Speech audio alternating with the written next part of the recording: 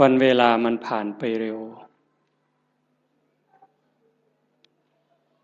ที่น่าเสียใจน่าเสียดายก็คือมันไม่ได้ผ่านไปเปล่า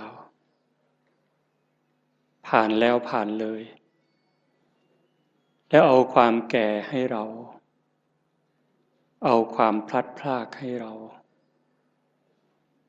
พาความตายใกล้เราเข้ามาเราผู้เป็นสัตว์ที่ยังต้องเวียนว่ายตายเกิดไม่รู้จบไม่รู้สิ้นเราก็ยังเผลอเราก็ยังมัวประมาทเหมือนกับว่าเราจะไม่ตายหรือบางคนก็เชื่อว่าตายแต่คิดว่าตายแล้วคงจบหรือยังไงจึงมัวเพลิดเพลินมัวกินมัวเล่นมัวสนุกสนานแข่งแย่งแข่งขันเอารัดเอาเปรียบกดขี่ข่มเหงชิงดีชิงเด่นถ้ามันยังมีความรู้สึกอย่างนี้ก็น่าเสียดายชีวิต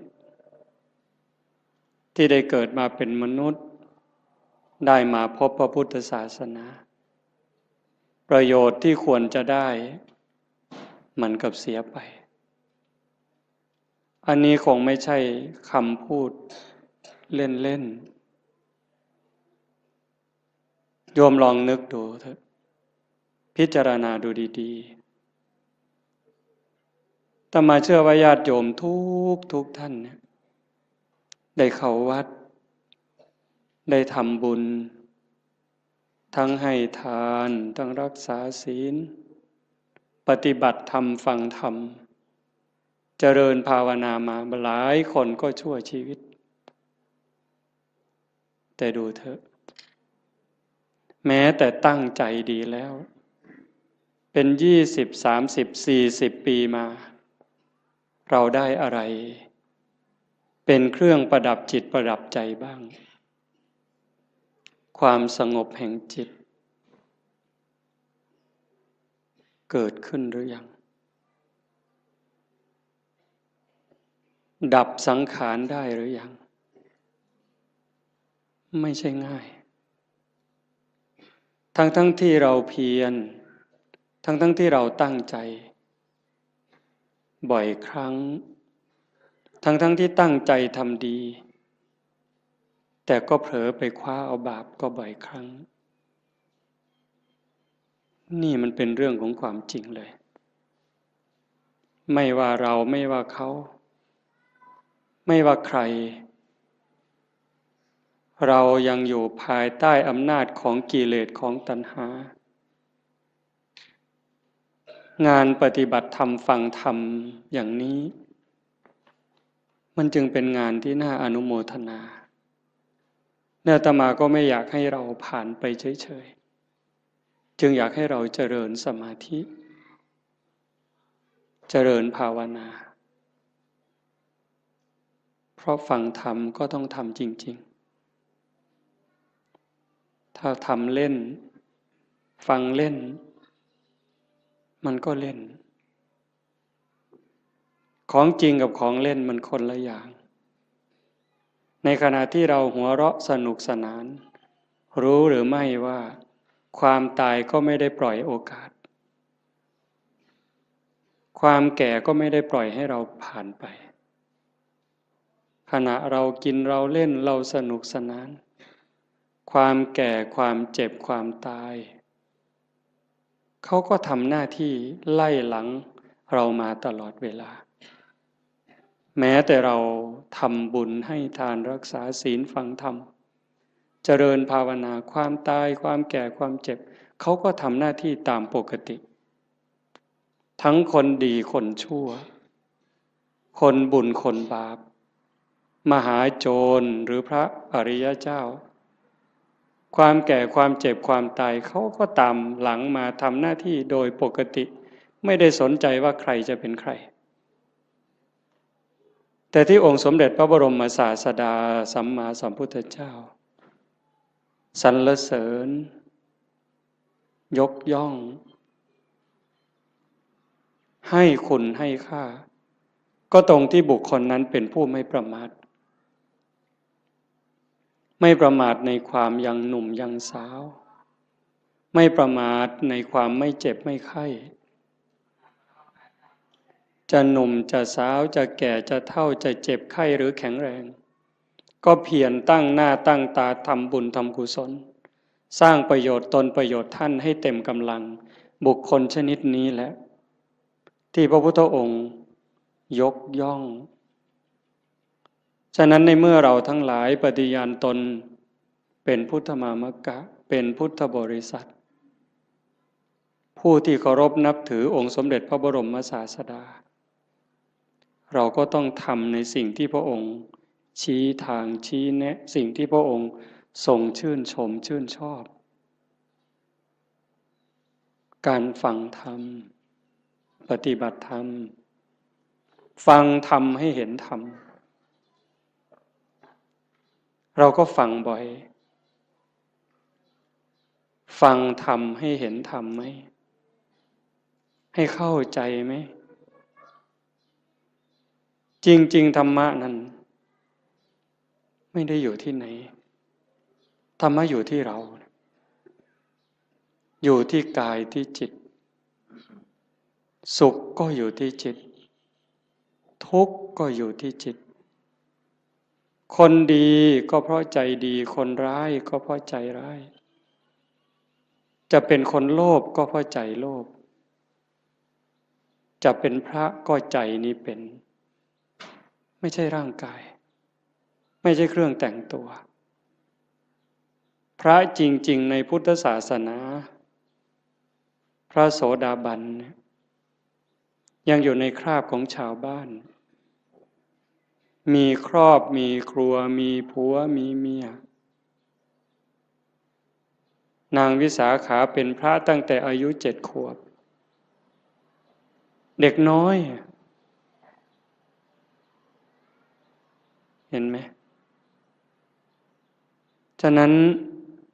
เครื่องแต่งตัวนี้ก็เป็นเครื่องหมายเป็นสัญลักษณ์แต่ที่สำคัญที่สุดคือใจในเมื่อใจสำคัญเราก็ต้องมาจัดการที่ใจนี้เป็นหลักการฟังธรรมที่จะให้มันละเอียดลงไปส่งเสริมบรรยากาศของบุญของกุศลของธรรมถ้าเราได้เพียรนั่งสมาธิกลั่นจิตกลั่นใจพอสมควรมันจะถึงละเอียดจิตนิ่งจิตละเอียด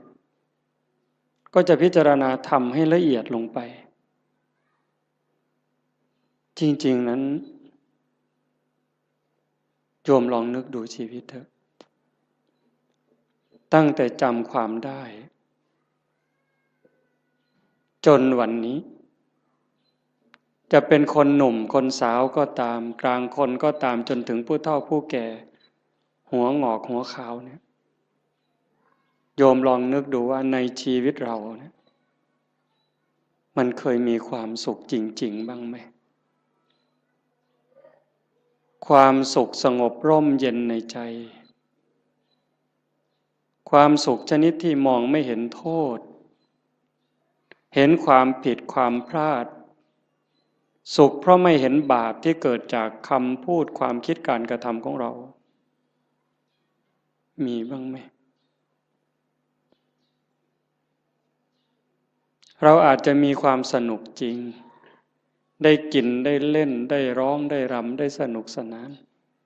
เราก็จะเข้าใจว่ามันเป็นความสุขแต่ลึกๆมันมีความรุ่มร้อนเผาลนอยู่ชีวิตชนิดนี้นี่เป็นชีวิตที่ขาดทุนต่อให้มีเงินเป็นหมื่นล้านแสนล้านมีอำนาจล้นฟ้าล้นแผ่นดินมีคนนับถือทั้งโลกแต่ถ้าหากนึกถึงการกระทำของตนเองเมื่อไหร่มีความรู้สึกว่าไม่สบายใจแม้จะมีอำนาจไม่กลัวใครแต่กลัวเขารู้ไม่ได้กลัวเขาจับติดคุกติดตารางหรือเขาจะดูหมิ่นดูแคลนเขาจะเอาไปทำอะไรไม่ได้กลัวตรงนั้นแต่กลัวเขารู้ เท่านั้นความสุขก็หายแล้วแม้จะขู่ด้วยสายตาขู่ด้วยคำพูดคนที่รู้เรื่องของเราก็กลัวจนหำหดแต่ตนเองก็กลัวยมบาลจะรู้อยู่เองชนิดนี้แล้วมันหาความสุขไม่เจอความสุขสงบร่มเย็นจริงๆไม่ได้ตรงกันข้ามต่อให้ยากจนข้นแค้นหูหนวกตาบอดขอทานเลี้ยงชีวิตหากพิจารณาดูแล้วคำพูดความคิดการกระทำของตัวเองนึกถึงทีไรแล้วชื่นใจอิ่มใจภูมิใจสบายใจยิ่งคนรู้คนก็จะมีความสุขตามจะมีความภาคภูมิใจด้วยนั่นแหละเป็นความสุขจริงๆแม้บุคคลพวกนั้นจะตาบอดหูหนวกขอทานเลี้ยงชีวิตแต่นั่นคือเศรษฐีนั่นคือคนรวยรวยบุญรวยกุศลวันนี้เป็นวันฟังธรรมวันธรรมสวนะญาติโยมอำเภอโพนทรายอำเภอสุวรรณภูมิอำเภอรัตนบุรีบางกลุ่มบางหมู่บ้านได้มารวมกันฟังธรรมที่วัดบ้านโพนทองแห่งนี้แต่มาว่าคนไม่มีบุญเนี่ยก็จะไม่มีโอกาสมาร่วมงานบุญแบบนี้ไม่สนใจไม่ใส่ใจเป็นเรื่องธรรมดาเป็นเรื่องปกติที่พระพุทธองค์บอกว่าคนทั้งหลายสัตว์ทั้งหลายนี่ที่เกิดมาในโลกนี้เมื่อสิ้นชีวิตตายจากโลกนี้ไปโอกาสจะไปแออัดยัดเยียดกันอยู่ในอบายภูมิมีนรกเป็นต้นนั้นมากมายเหมือนเม็ดดินในภูเขาหิมาลัยมีส่วนน้อยเท่ากับดินที่ติดในเล็บมือที่ตัดสั้นเสมอเนื้อเพียงแค่นิ้วเดียวที่เมื่อสิ้นลมหายใจแล้วจะต้องไปอุบัติบังเกิดอย่างสุคติโลกสวรรค์มีน้อยนิดเดียวเหมือนกับดินที่ติดในเล็บที่ตัดสั้นเสมอเนื้อแต่ส่วนใหญ่จะไปแออัดยัดเยียดกันอยู่ในนรกบ้างเปรตบ้างอสุรกายบ้างสัตว์เดรัจฉานบ้างมากมายเหมือนเม็ดดินในภูเขาหิมาลัยยิ่งเวลาปัจจุบันมันยิ่งเด่นชัดคำสอนของพระพุทธเจ้าเนี่ยถ้าญาติโยมมีโอกาสได้ทำความเข้าใจนึกให้ละเอียดยิ่งเวลานี้นี่เขามีหนังเรื่องพระพุทธเจ้าโยมดูดีๆมีเวลาดูแล้วก็มองกว้างๆอย่าเชื่อทันทีแต่มองกว้างๆมองลึกๆกว้างด้วยลึกด้วยไกลด้วยโยมจะเห็นความสะอาดความบริสุทธิ์หมดจดงดงามความเมตตาอันยิ่งใหญ่ขององค์สมเด็จพระบรมศาสดาถ้าพูดภาษาเรามีความห่วงใยมีความสงสารเห็นอกเห็นใจห่วงใยสัตว์ทั้งหลายเหลือประมาณจะหาใครเทียบเท่าขี้ฝุ่นของพระองค์ไม่ได้นอกจากมีความเมตตาความปรารถนาดีพระปัญญาความสว่างไสวแทงทะลุปลุกโปร่งความลับของจักรวาลความลับของชีวิตได้ชัดเจนไม่มีที่ขาดตกบกพร่องอะไรเลยนี่เจ้าลัทธิศาสดาและหลายท่าน มีความรักมีความเมตตามีความห่วงใยต่อเพื่อนร่วมทุกข์เกิดแก่เจ็บตายก็มากแต่ปัญญาที่จะชี้ทางออกบอกทางถูกให้กับคนนั้นไม่พอ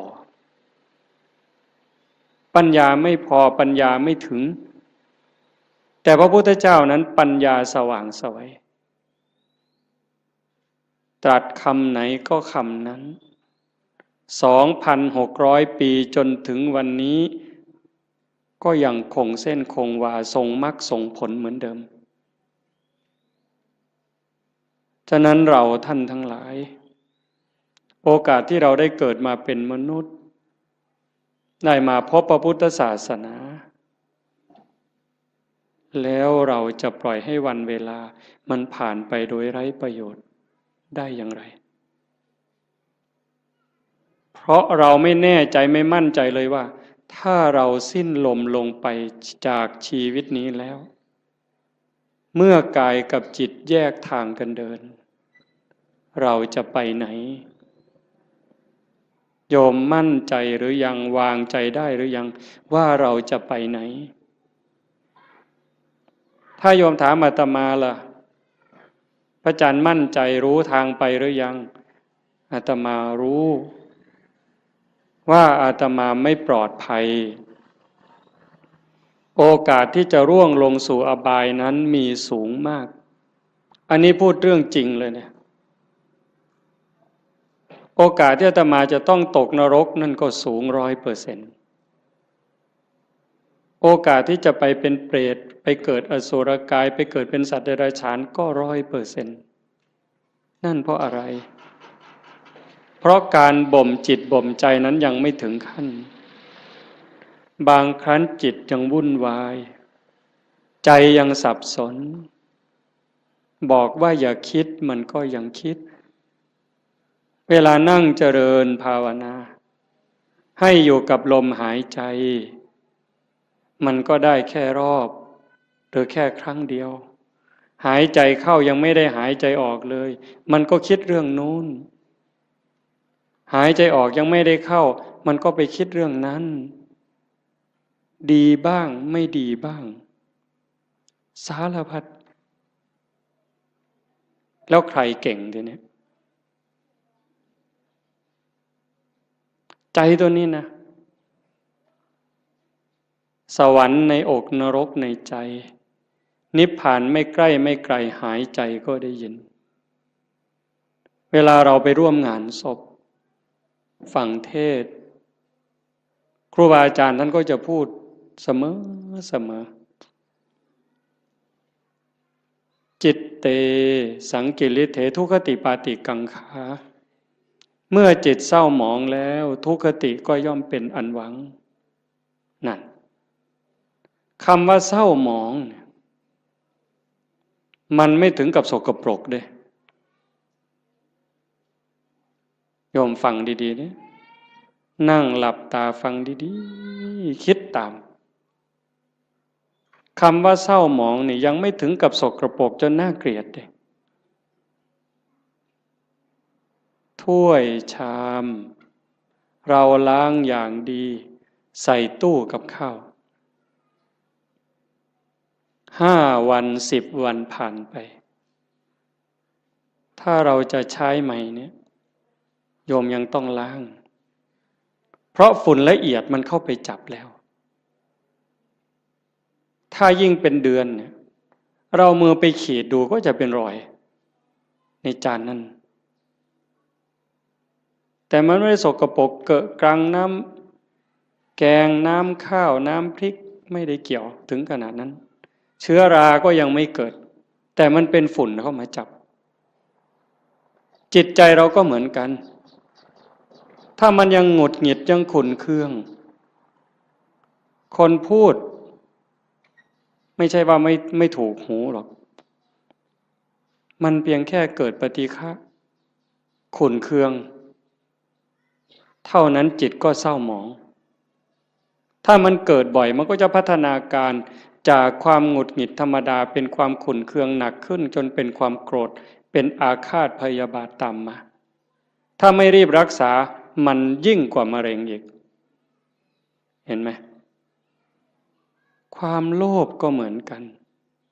ความโกรธก็เหมือนกันความอิจฉาริษยาก็เหมือนกันเรื่องกิเลสราคะพวกเหล่านี้นิวรณ์เครื่องกั้นกามราคะเห็นไหมยิ่งปัจจุบันเนี่ยจิตใจคนไหลลงต่ำเรื่องผัวเรื่องเมียเรื่องเพศกามารมณ์เนี่ยมันกัดกินใจคนเนี่ยไม่รู้หนุ่มรู้แก่ไม่มีเวลากลางวันกลางคืนไม่รู้ใครเป็นใครเพราะมันมีสิ่งยั่วยุตลอดเปิดโทรทัศน์ขึ้นมันก็ยั่วแล้วเปิดวิทยุแทบขึ้นมันก็ยั่วแล้ว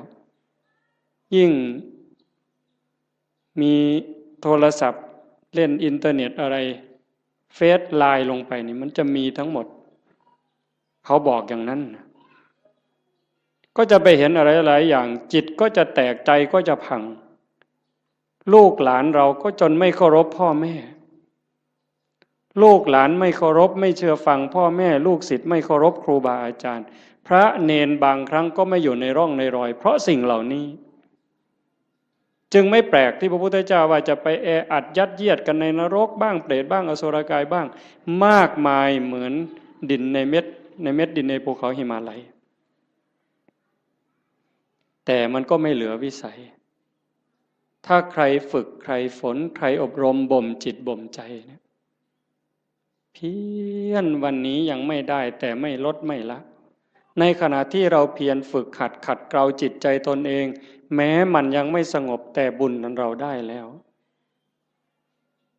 บุญนี่มันเกิดบุญนั้นมันได้ถ้าเราเพียรเราขัดเราเกลาจนกั้นจิตไว้หายใจเข้าก็ชัดเจนหายใจออกก็ชัดเจนช่วงที่เราเห็นลมเข้าชัดเจนลมออกชัดเจนช่วงนั้นกิเลสขาดไปจากใจ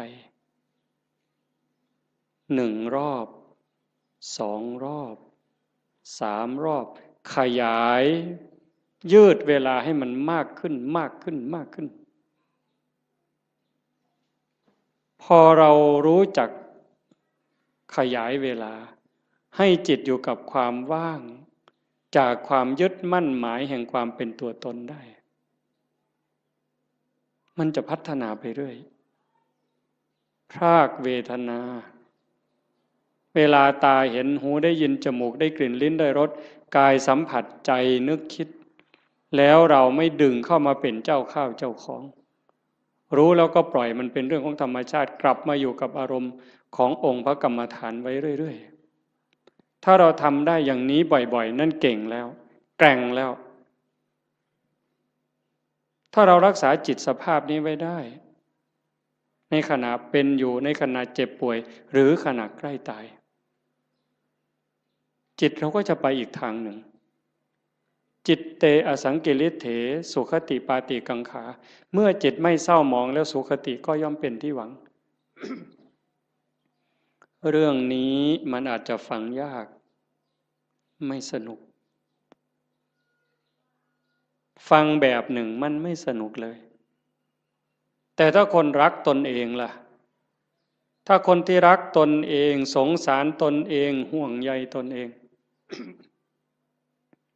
ห่วงใยจิตวิญญาณตนเองนี่ฟังเรื่องนี้นี่มันจะสนุกมากมันจะดูดไปเลยฟังแล้วสนุกอยากติดตามอยากทำความเข้าใจมันจะติดตามแต่ติดตามเฉยๆมันก็จะไม่รู้ถ้าเราฝึกด้วยอย่างตอนนี้เนี่ยเอาคนที่พอสู้ได้เด้ยืดตัวตรงๆหายใจเข้ายาวๆลึกๆทำใจสบายๆปล่อยลมยาวๆสบายไม่กดไม่เกร็งพยายามตามเข้าตามออกหรือดูที่จุดลมกระทบถ้ามันเห็นอย่างนั้นความอิ่มใจมันจะเกิดวัน1 2 3 วันนี่ยังไม่เท่าไหร่ ถ้าเราทำไปเรื่อยๆผ่านวันที่3ผ่านวันที่4น้ำตาเริ่มมีนึกอะไรน้ำตาก็จะไหลมีความทุกข์ความวิตกกังวลพอน้อมจิตมาดูลมให้แนบสนิทสติดูที่จุดลมกระทบแนบสนิทลากลมละเอียดละเอียดเข้ายาวออกยาวความรู้สึกเป็นสุขอิ่มเอิบใจมันก็เกิดมาอันนี้ยังไม่ใช่วิเศษวิโสอะไรหรอกเป็นเรื่องธรรมดาถ้าเราทำไปเรื่อยๆเรื่อยๆกลั่นจิตกลั่นใจของเราอย่างนี้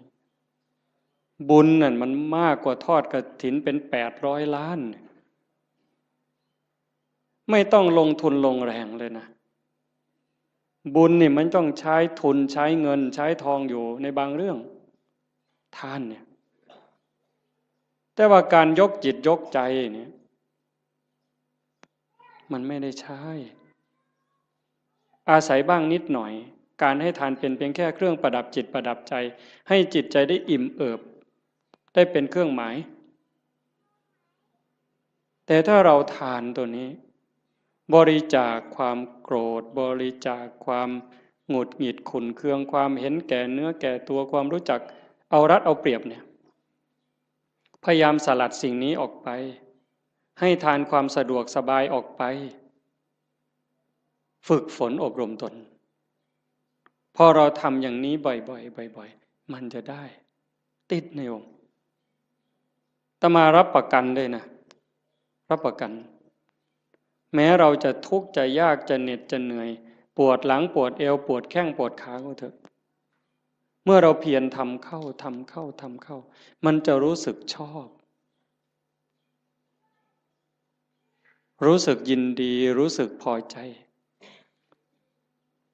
แม้บางครั้งที่เราเผลอพอมันทำจนชินบ้างแล้วเวลาเราเผลอมัน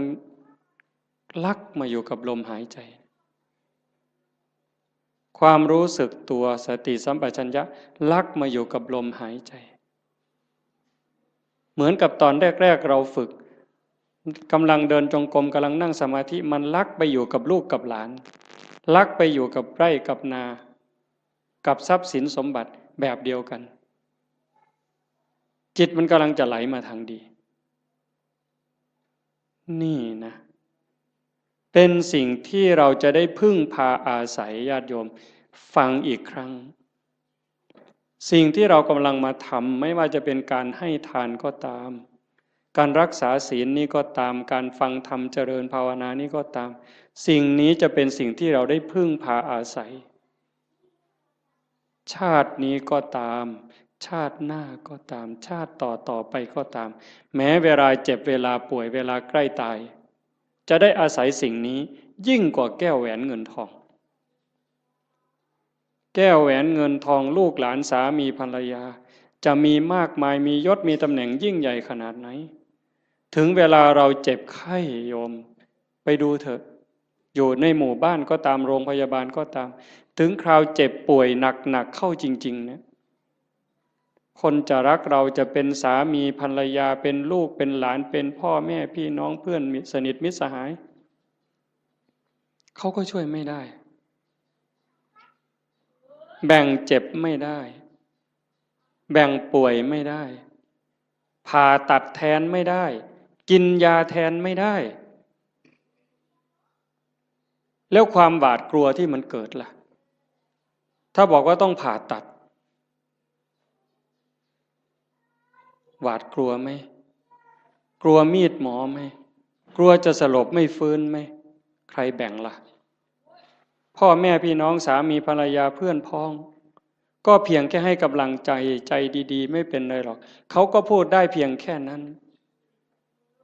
แต่ถ้าถามว่าถ้าเป็นเขาล่ะก็ไม่ได้ต่างจากเราหากเราฝึกจิตฝึกใจให้มันมีความมั่นคงเนี่ยทำจิตให้มันเกิดความมั่นคงมันไม่หวั่นไม่ไหวตรงนี้นี่ได้เปรียบตายก็ไม่ว่าเป็นอย่างนั้นจริงๆไงโยมเวลาที่เราฝึกสติฝึกสมาธิได้เกิดความมั่นคง มันจะไม่กลัวยิ่งเราทำบุญไปบ่อยๆบ่มบุญบารมีไปเรื่อย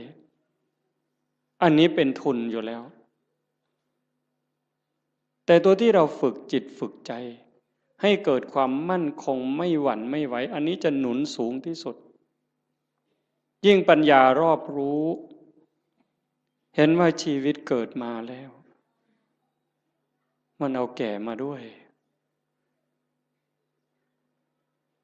มันเอาแก่มาด้วยเอาเจ็บมาด้วยเอาพลัดพรากจากสิ่งรักสิ่งที่หวงแหนให้เราไปประสบกับสิ่งที่เราไม่พึงพอใจไม่ปรารถนาเอาความผิดหวังในเมื่อเราตั้งใจอยากจะได้อย่างนั้นอยากจะมีอย่างนี้แต่ก็ผิดหวังอยู่เรื่อยพอตั้งใจปั๊บหวังปั๊บก็ผิดหวังเลยโยมก็เจอมาทุกคน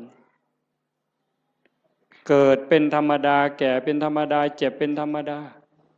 สุดท้ายก็จะตายเป็นธรรมดาทำไมล่ะถึงต้องตายเพราะตายมันมาพร้อมกับเกิดในเมื่อมันเป็นอย่างนี้เราก็ต้องยอมรับ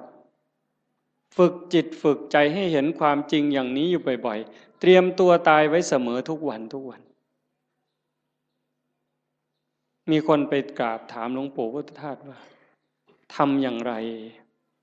ชีวิตถึงจะได้ประโยชน์ที่สุดถ้าพูดถึงบุญจะได้บุญมากที่สุดหลวงปู่พุทธทาสบอกว่าให้ทำความรู้สึกเหมือนกับว่าวันนี้เป็นวันสุดท้ายวันนี้เป็นวันสุดท้ายของเราที่อยู่ในโลกพอค่ำลงวันนี้เราจะตายอะไรที่เป็นบุญเป็นกุศลที่ยังไม่ได้ทำให้รีบทำบาปอกุศล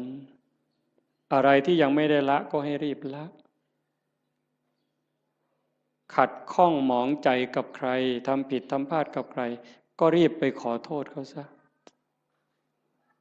ใครทำคุณทำประโยชน์กับเรายังไม่ขอบคุณเขาด้วยปากหรือไม่ได้ขอบคุณเขาด้วยใจก็รีบซะในเมื่อเราขอบคุณเขาขอโทษเขาจิตใจเราจะปลอดโปร่งโล่งเบาขึ้นง่ายต่อการภาวนาอีกจากนั้นก็พิจารณาชีวิตมันไม่มีอะไรเป็นของเราเลยโยมดูเถอะอันนี้โยมอย่าเชื่ออาตมานะโยมใช้สมองของโยมธรรมะมันอยู่ที่ใจเราโยมไม่ได้อยู่ที่คำพูดไม่อยู่ในหนังสือไม่อยู่ในพระไตรปิฎกเลยไม่ใช่เลยอยู่ในใจเนี่ยตัวรู้โยมมีพร้อมทั้งหมดทุกคนไม่ได้ต่างกัน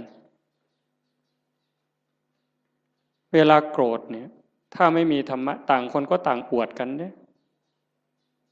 อวดความเกรี้ยวกราดความแกร่งกล้าความเลวร้ายของตนเองอวดโง่เขาว่าอย่าอวดดีนี่อาตมาว่ามันดีถ้ามีดีให้อวดนี่รีบอวดแต่ส่วนมากอวดโง่เห็นไหมกินเหล้าเลยหลายลังก็ไปอวดเขาว่ากินได้หลายลังอวดโง่นั่นมันอวดโง่ไม่กลัวใครใครจะลองเอาอะไรก็ว่ามาท้าตีท้าต่อยนั้นอวดโง่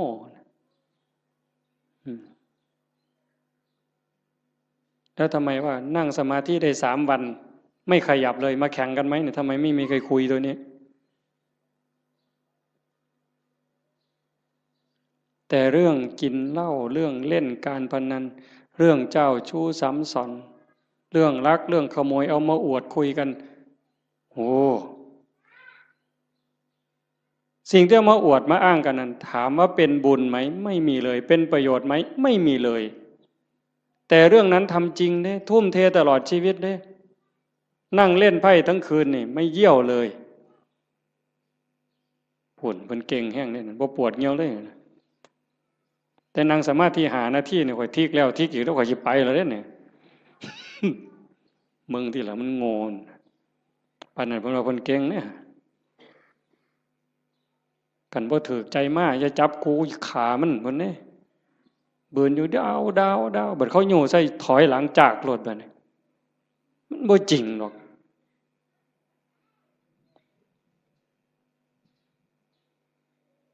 แต่เวลาทำคุณงามความดีนี่โอ้ยบ่คักแม่ใหญ่บ่คักเพิ่นเด้เพียรในการประพฤติปฏิบัตินี้ก็ไม่เท่าไหร่แต่ก็ยังดีเรามาขนาดนี้ก็ให้เราเข้าใจว่าเรากำลังเก็บเกี่ยวสัมภารธรรมค่อยๆเก็บค่อยๆทำเก็บกรรมเพิ่มเติมทีละนิดทีละหน่อยอย่าสนุกสนานมาก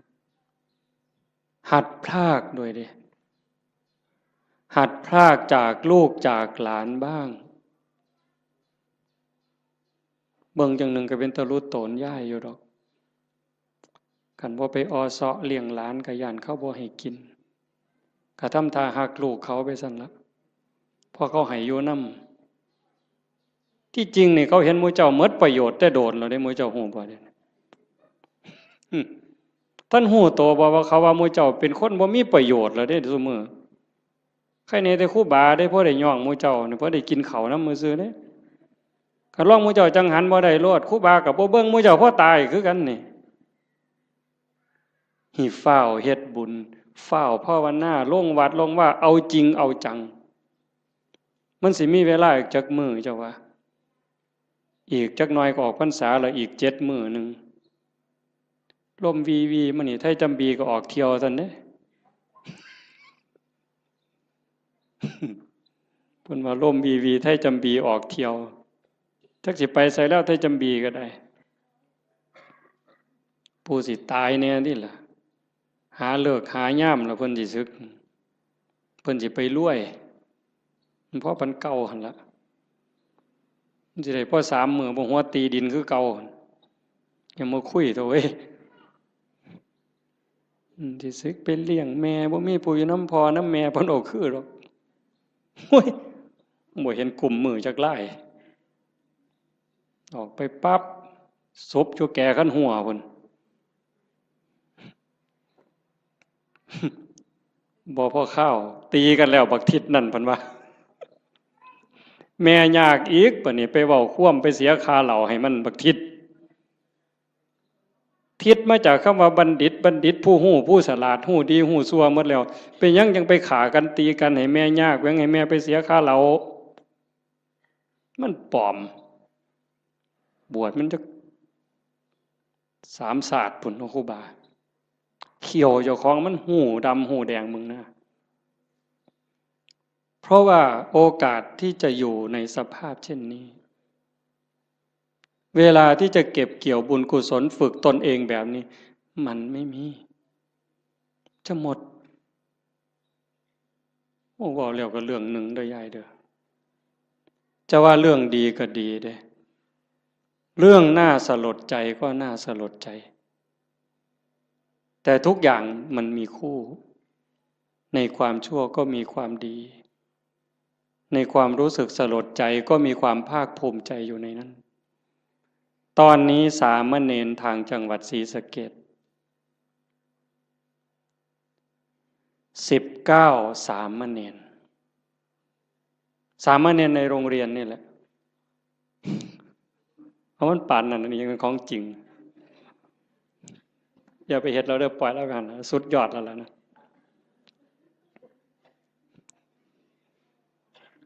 สามเณร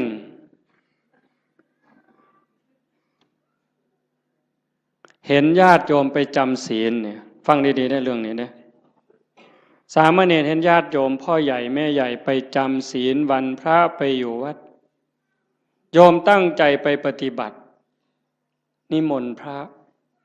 พาเดินจงกรมพระกับผ้ายางจงกรมบ่ได้บูจักดอกเฮ็ดเอาโลดพาทำวัดในขน่อยว่าไปโลดมื้อเจ้านั่นว่าไปโลดบ่แม่นแถวร้อยเอ็ดได้บ่เพิ่นศรีสะเกษดอกมาหัวเฮ็ดหยังเดี๋ยวนี้ครูบาว่าเฮ็ดเอาโลดทำยังไง หลายปีผ่านมา3 ปี5 ปีสามเณรน้อยๆนี่มีใจสามเณรน้อยนี่มีใจขออนุญาต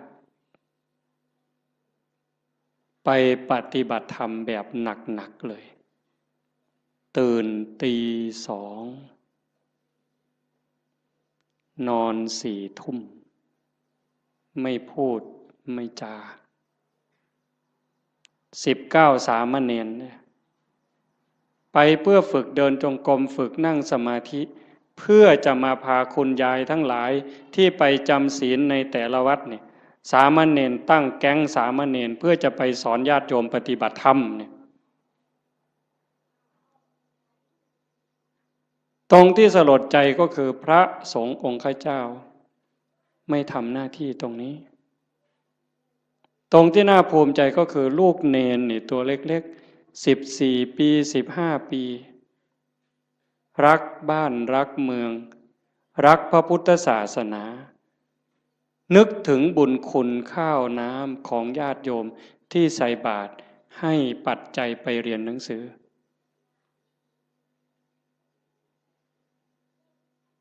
เหตุการณ์นี้เกิดขึ้นแล้วอาตมาได้ยินข่าวอาตมาก็จะสนับสนุนเต็มกำลังเลยตัวเนี้ย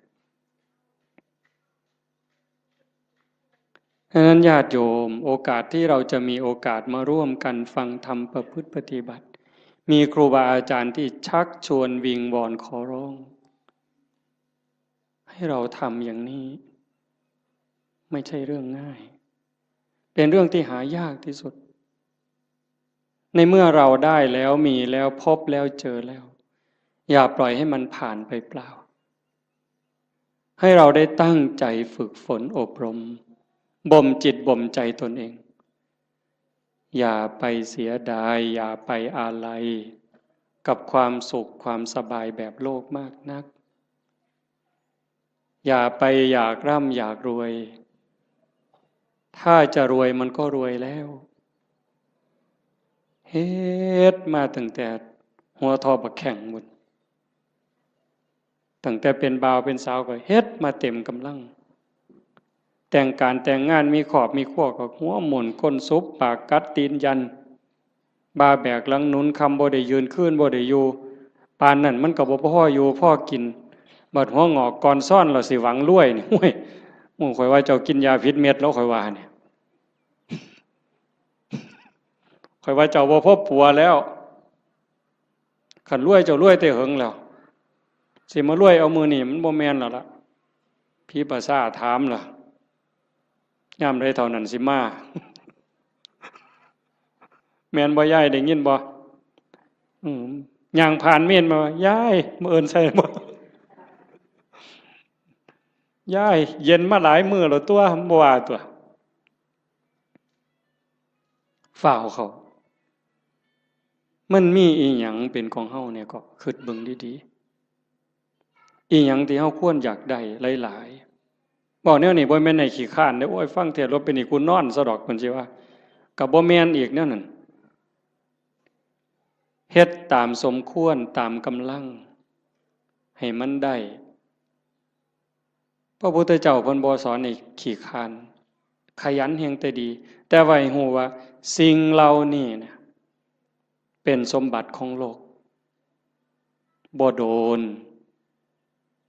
เฮาก็จากมันคันเฮาบ่จากมันมันก็สิจากเฮา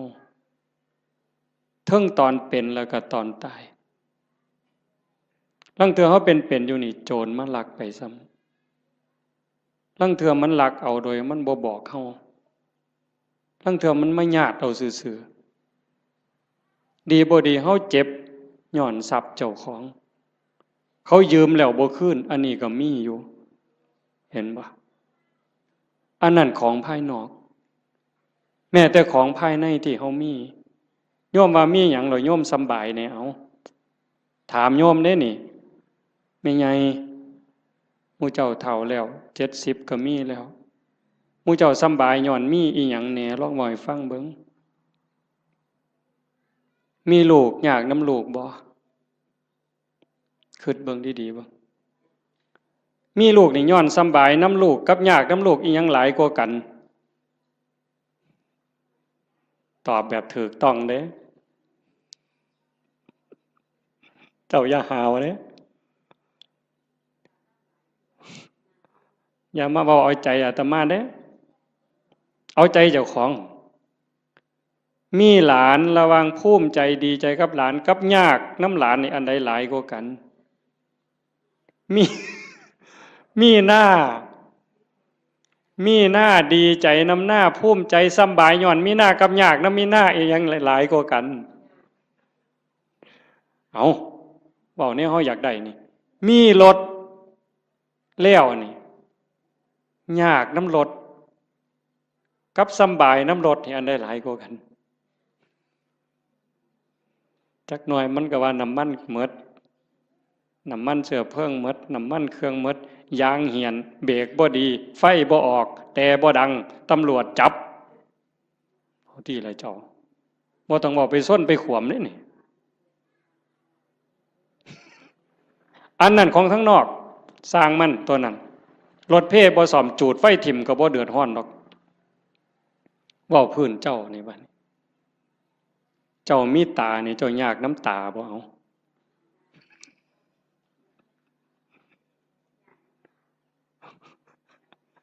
บ่ท่านว่าไปฮอดขาดอกบ่ซ้ำตานี่เอา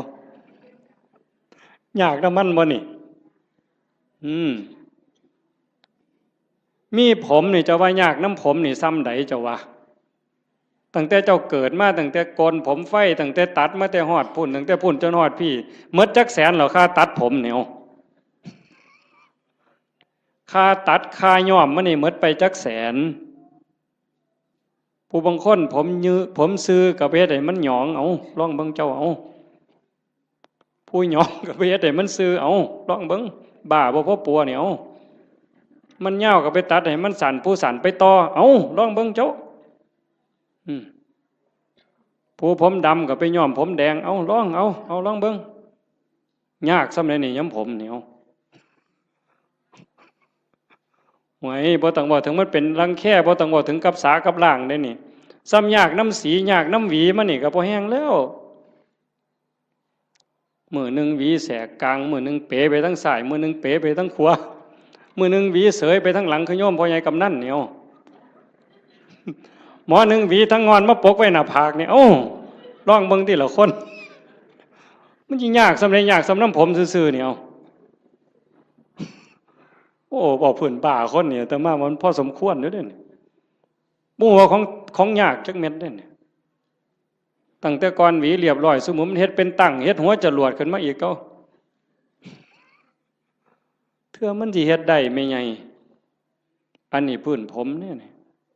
ตาก็ยากน้ำตาขันมันเป็นโรคต่อกระจกต่อเนื้อต่อลมต่อหินเอาทีละหูล่ะยากน้ำหูบ่มันก็ดีอยู่มันได้ยิน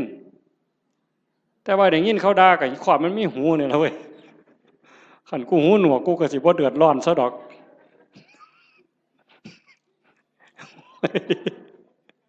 มึงที่ละว่ามันดีบนไหนล่ะพระเจ้าว่าบ่เนี่ยพระพุทธเจ้าเพิ่นสอนกรรมฐานนี่หลวงพ่อเจ้าคณะอำเภอหลวงพ่อเจ้าคณะตำบลเป็นอุปชฌาย์พร้อมบวชเนียนก็ตามเลยเพิ่นให้เฮียนกรรมฐานเกษาผมทั้งหลายโลมาขนทั้งหลายหน้าขาเล็บทั้งหลายตะโจอีหยังทันตาฟันตะโจหนังผมขนเล็บฟันหนังตั้งแต่ขนตาซื่อๆนี่ไม่ไงยากบ่ขนตาเจ้าวะมันก็บ่ได้ยากนะมันปานใดล่ะมันอยู่ซื่อๆบัดมันโลนเข้ามาแท่งเข้าทั้งในนี่เจ้าโอ้ยกูมาคือลังคนหวยคักแต่เนาะบัดนี้เนาะขนตาซื่อๆนี่ได้นี่บ่พอล้มพอตายแต่มันหันหนหวยเนาะแขวบาดนี้เอาผมขนเล็บเอาเล็บก่อนตัดมาหลายปานใดนี่เล็บหมดมีดจักดวงขูดไปเท่าใดอันนี้ง่ายๆได้แบบครูบาตัดทิ่มแล้วกันแล้วแต่ขันของไม่ออกได้แบบนี้ ซุมื้อนี้ย้อมสีซื่อๆก็บ่พอจักเอาหยังมาแต้มอีกบัดนี้โอ้ยแต่งเล็บเทื่อนึงนี่ซื้อปุ๋ยได้3กระสอบแม่ใหญ่บ้าบ่เจ้าว่าหั่น จักเล็บมือเล็บตีนเนี่ยอันนี้กรรมฐานเนี่ยพระพุทธเจ้าให้เฮียนเนี่ยเล็บตีนผู้บางคนก็ตัดเองบ่ได้ไปให้เขาตัดให้อันไข้อยู่ค่ะมันบ่เจ็บบ่ปวดสมัยนี้บ่มีผู้ใดเป็นเล็บตีนสักปานใดติเนาะจักสิว่าปวดจักสิว่าคันจักสิว่าเจ็บเหม็นก็เหม็นเว้ยแต่ว่ากิ้มแล้วเพิ่นบ่ถิ่มเด้อล่ะเป็นอยู่บ่ทั้ง101นี่กิ้มเล็บตีนเน่ามาดมนึงโอ้ยข่อยว่าพ่อไปถิ่มหมดทุกคนนั่นล่ะเว้ยบ้าใหญ่อยู่เด้อนี่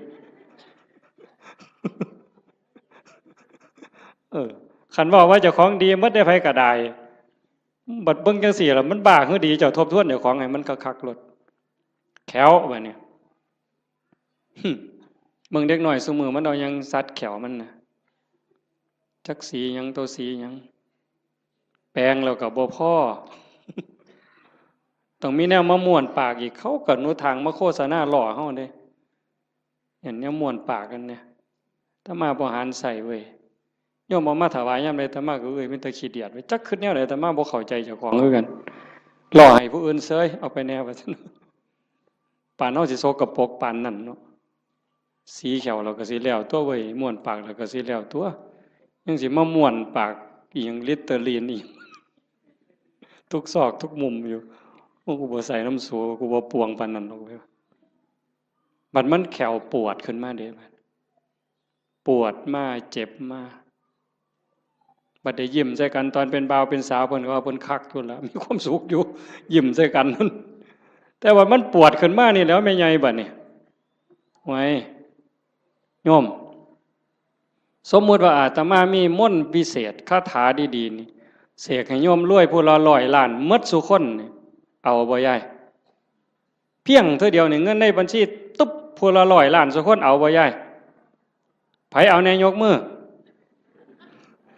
แต่ว่ามีข้อแม่เจ้าต้องปวดแขวตลอดชาติเอาบ่ยายเอาเสียเงิน100 ล้านไปปวดแขวบ่ให้เศร้าเด้คาถานี่ต้นตายเด้บ่เอาเห็นบ่หนังล่ะบัดนี้นี่คือกรรมฐานที่พระพุทธเจ้าเพิ่นให้เฮียนได้อุปชาทุกองค์บวชเน้นบวชพระต้องให้เฮียนปัญจกะกรรมฐานหนังออนซ่อนหนังกันนี้ได้คนเนาะไม่ออกคันผู้ใดบุญหลายเพิ่นรักษาศีลไว้ดีให้ท่านรักษาศีลมีเมตตาเกิดมาชาติหลังนั้นเพิ่นสิเป็นคนมีผิวขาวผิวงามผิวเนียน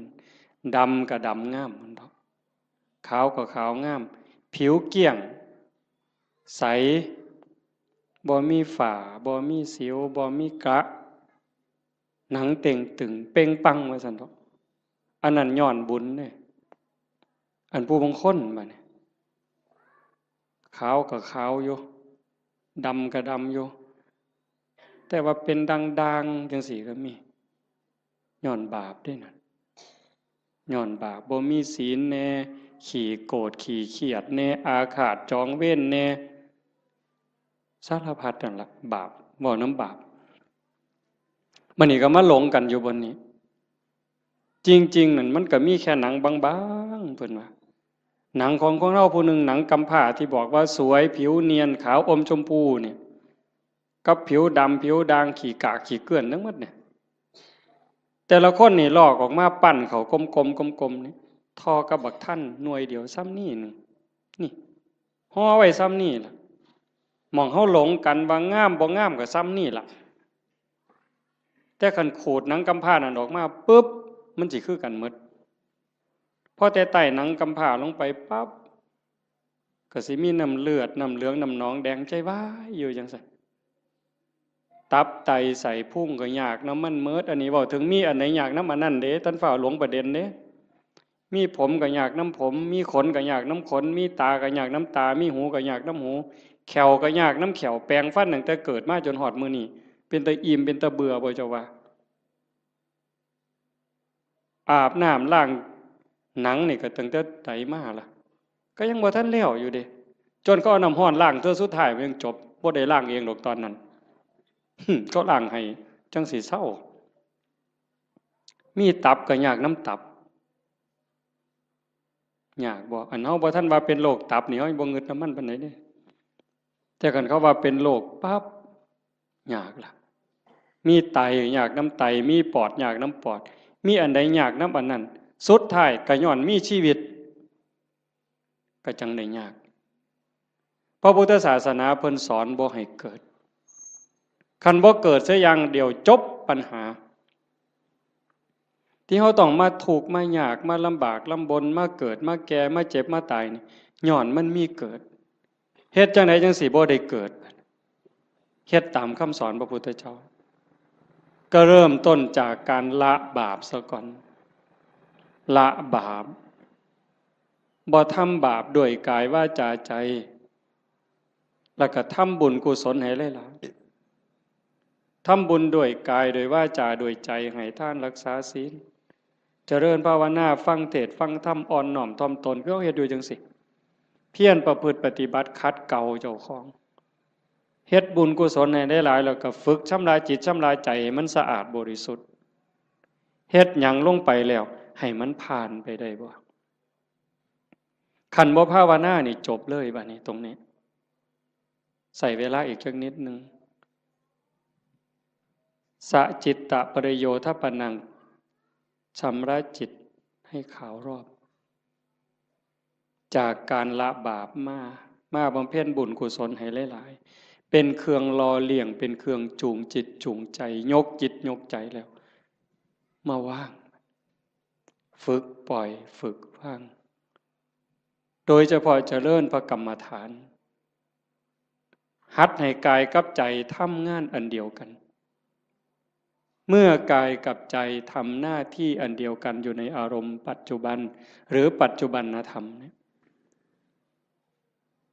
จิตเราจะวางจากอารมณ์ข้างนอกธรรมะเป็นอากาลิโกปฏิบัติได้ให้ผลได้ไม่จำกัดการนี่คือความพิเศษพุทธศาสนาไม่มีเสื่อมไม่เคยเสื่อมแล้วก็จะไม่เสื่อมให้ผลตลอดเวลาอากาลิโกปฏิบัติได้ให้ผลได้ไม่จำกัดการสันทิฏฐิโกเป็นสิ่งที่ผู้ศึกษาและปฏิบัติจะพึงเห็นได้ด้วยตนเองผู้ศึกษาและปฏิบัติจะพึงเห็นได้ด้วยตนเองสันทิฏฐิโกเป็นสิ่งที่ผู้ศึกษาปฏิบัติพึงเห็นได้ด้วยตนเองอากาลิโกปฏิบัติได้ให้ผลได้ไม่จำกัดการเอหิปัสสิโกเป็นสิ่งที่เรียกให้มาดูท้าพิสูจน์เรียกมาดูโยมก็ลองทำตอนนี้เมื่อเราหายใจเข้ายาวสบายสบายลองดูนี่หรือจะยุบหนอพองหนอพุทโธสัมมาอรหังอะไรก็ตามคือกันเหมิดอย่าไปเถียงกันเด้อีหยังผิดอีหยังถูกอันนั้นท่านเว้าฮอดผิดฮอดถูกดอกเบื้องต้นเนี่ยมันจะคือกันหมดคือกันแต่มันสิส่งไปฮอดไสมันมีสันมีเหย้ากลัวกันอยู่ไปได้กลัวกันอยู่แต่ว่าเบื้องต้นเนี่ยมันจะคือกันหมดเพียงแค่เป็นอุบายเฮ็ดให้จิตสงบให้ใจสงบมันสิคือกันพุทโธก็ตาม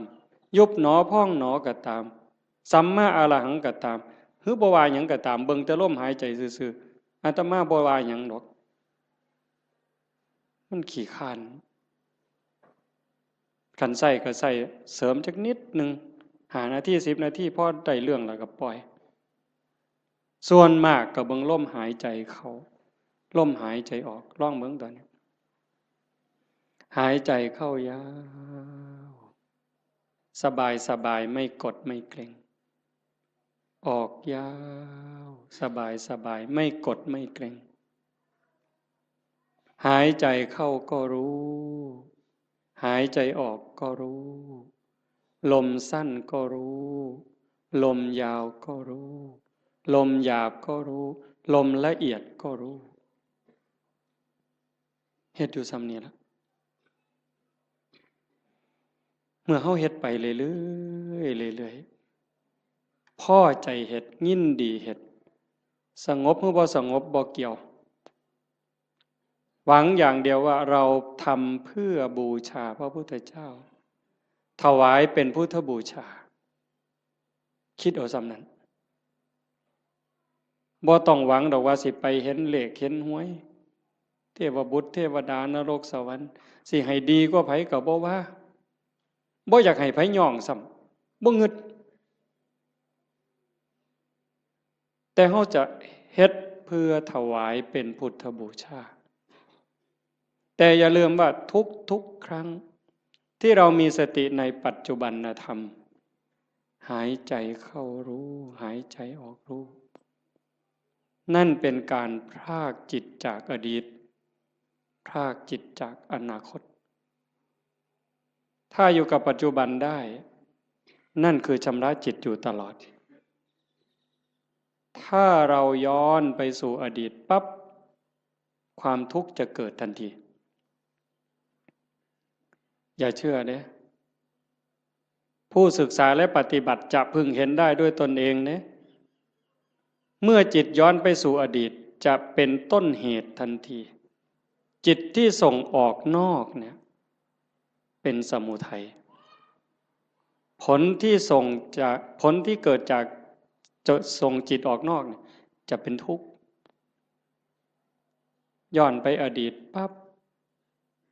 คือเห็นตอนเป็นบ่าวเป็นสาวมือเจ้าไปเลี้ยงงัวไปจีบกันเป็นยังไงคือหอดความเก่าความหลังจิตหล่องลอยไปแล้วลังเธอก็ดีใจก็ย้อนความหลงนั่นแหละทุกข์ได้ฮะเห็นเขาว่าให้เสียใจเห็นเขานอกใจคือคนนั้นด่าคนนี้ว่าเฮาคนนั้นเอาเปรียบเฮาทุกข์อีกโกรธอาฆาตเป็นทุกข์เห็นบ่ขันบ่ย้อนไปอดีตเตลิดไปสู่อนาคตมืออื่นสิเป็นจังใดสิกินหยังอยู่หยังลูกสิเป็นจังใดหลานสิเป็นจังใดทุกข์อีกล่ะวาดวิมานในอากาศหวังกระทุกข์แต่ขันอยู่กับปัจจุบันปั๊บย้อนกลับมาอยู่ในลมหายใจหรืออยู่ที่พุทโธหรือสัมมาอรหังยุบหนอพองหนอปั๊บจิตพรากจาก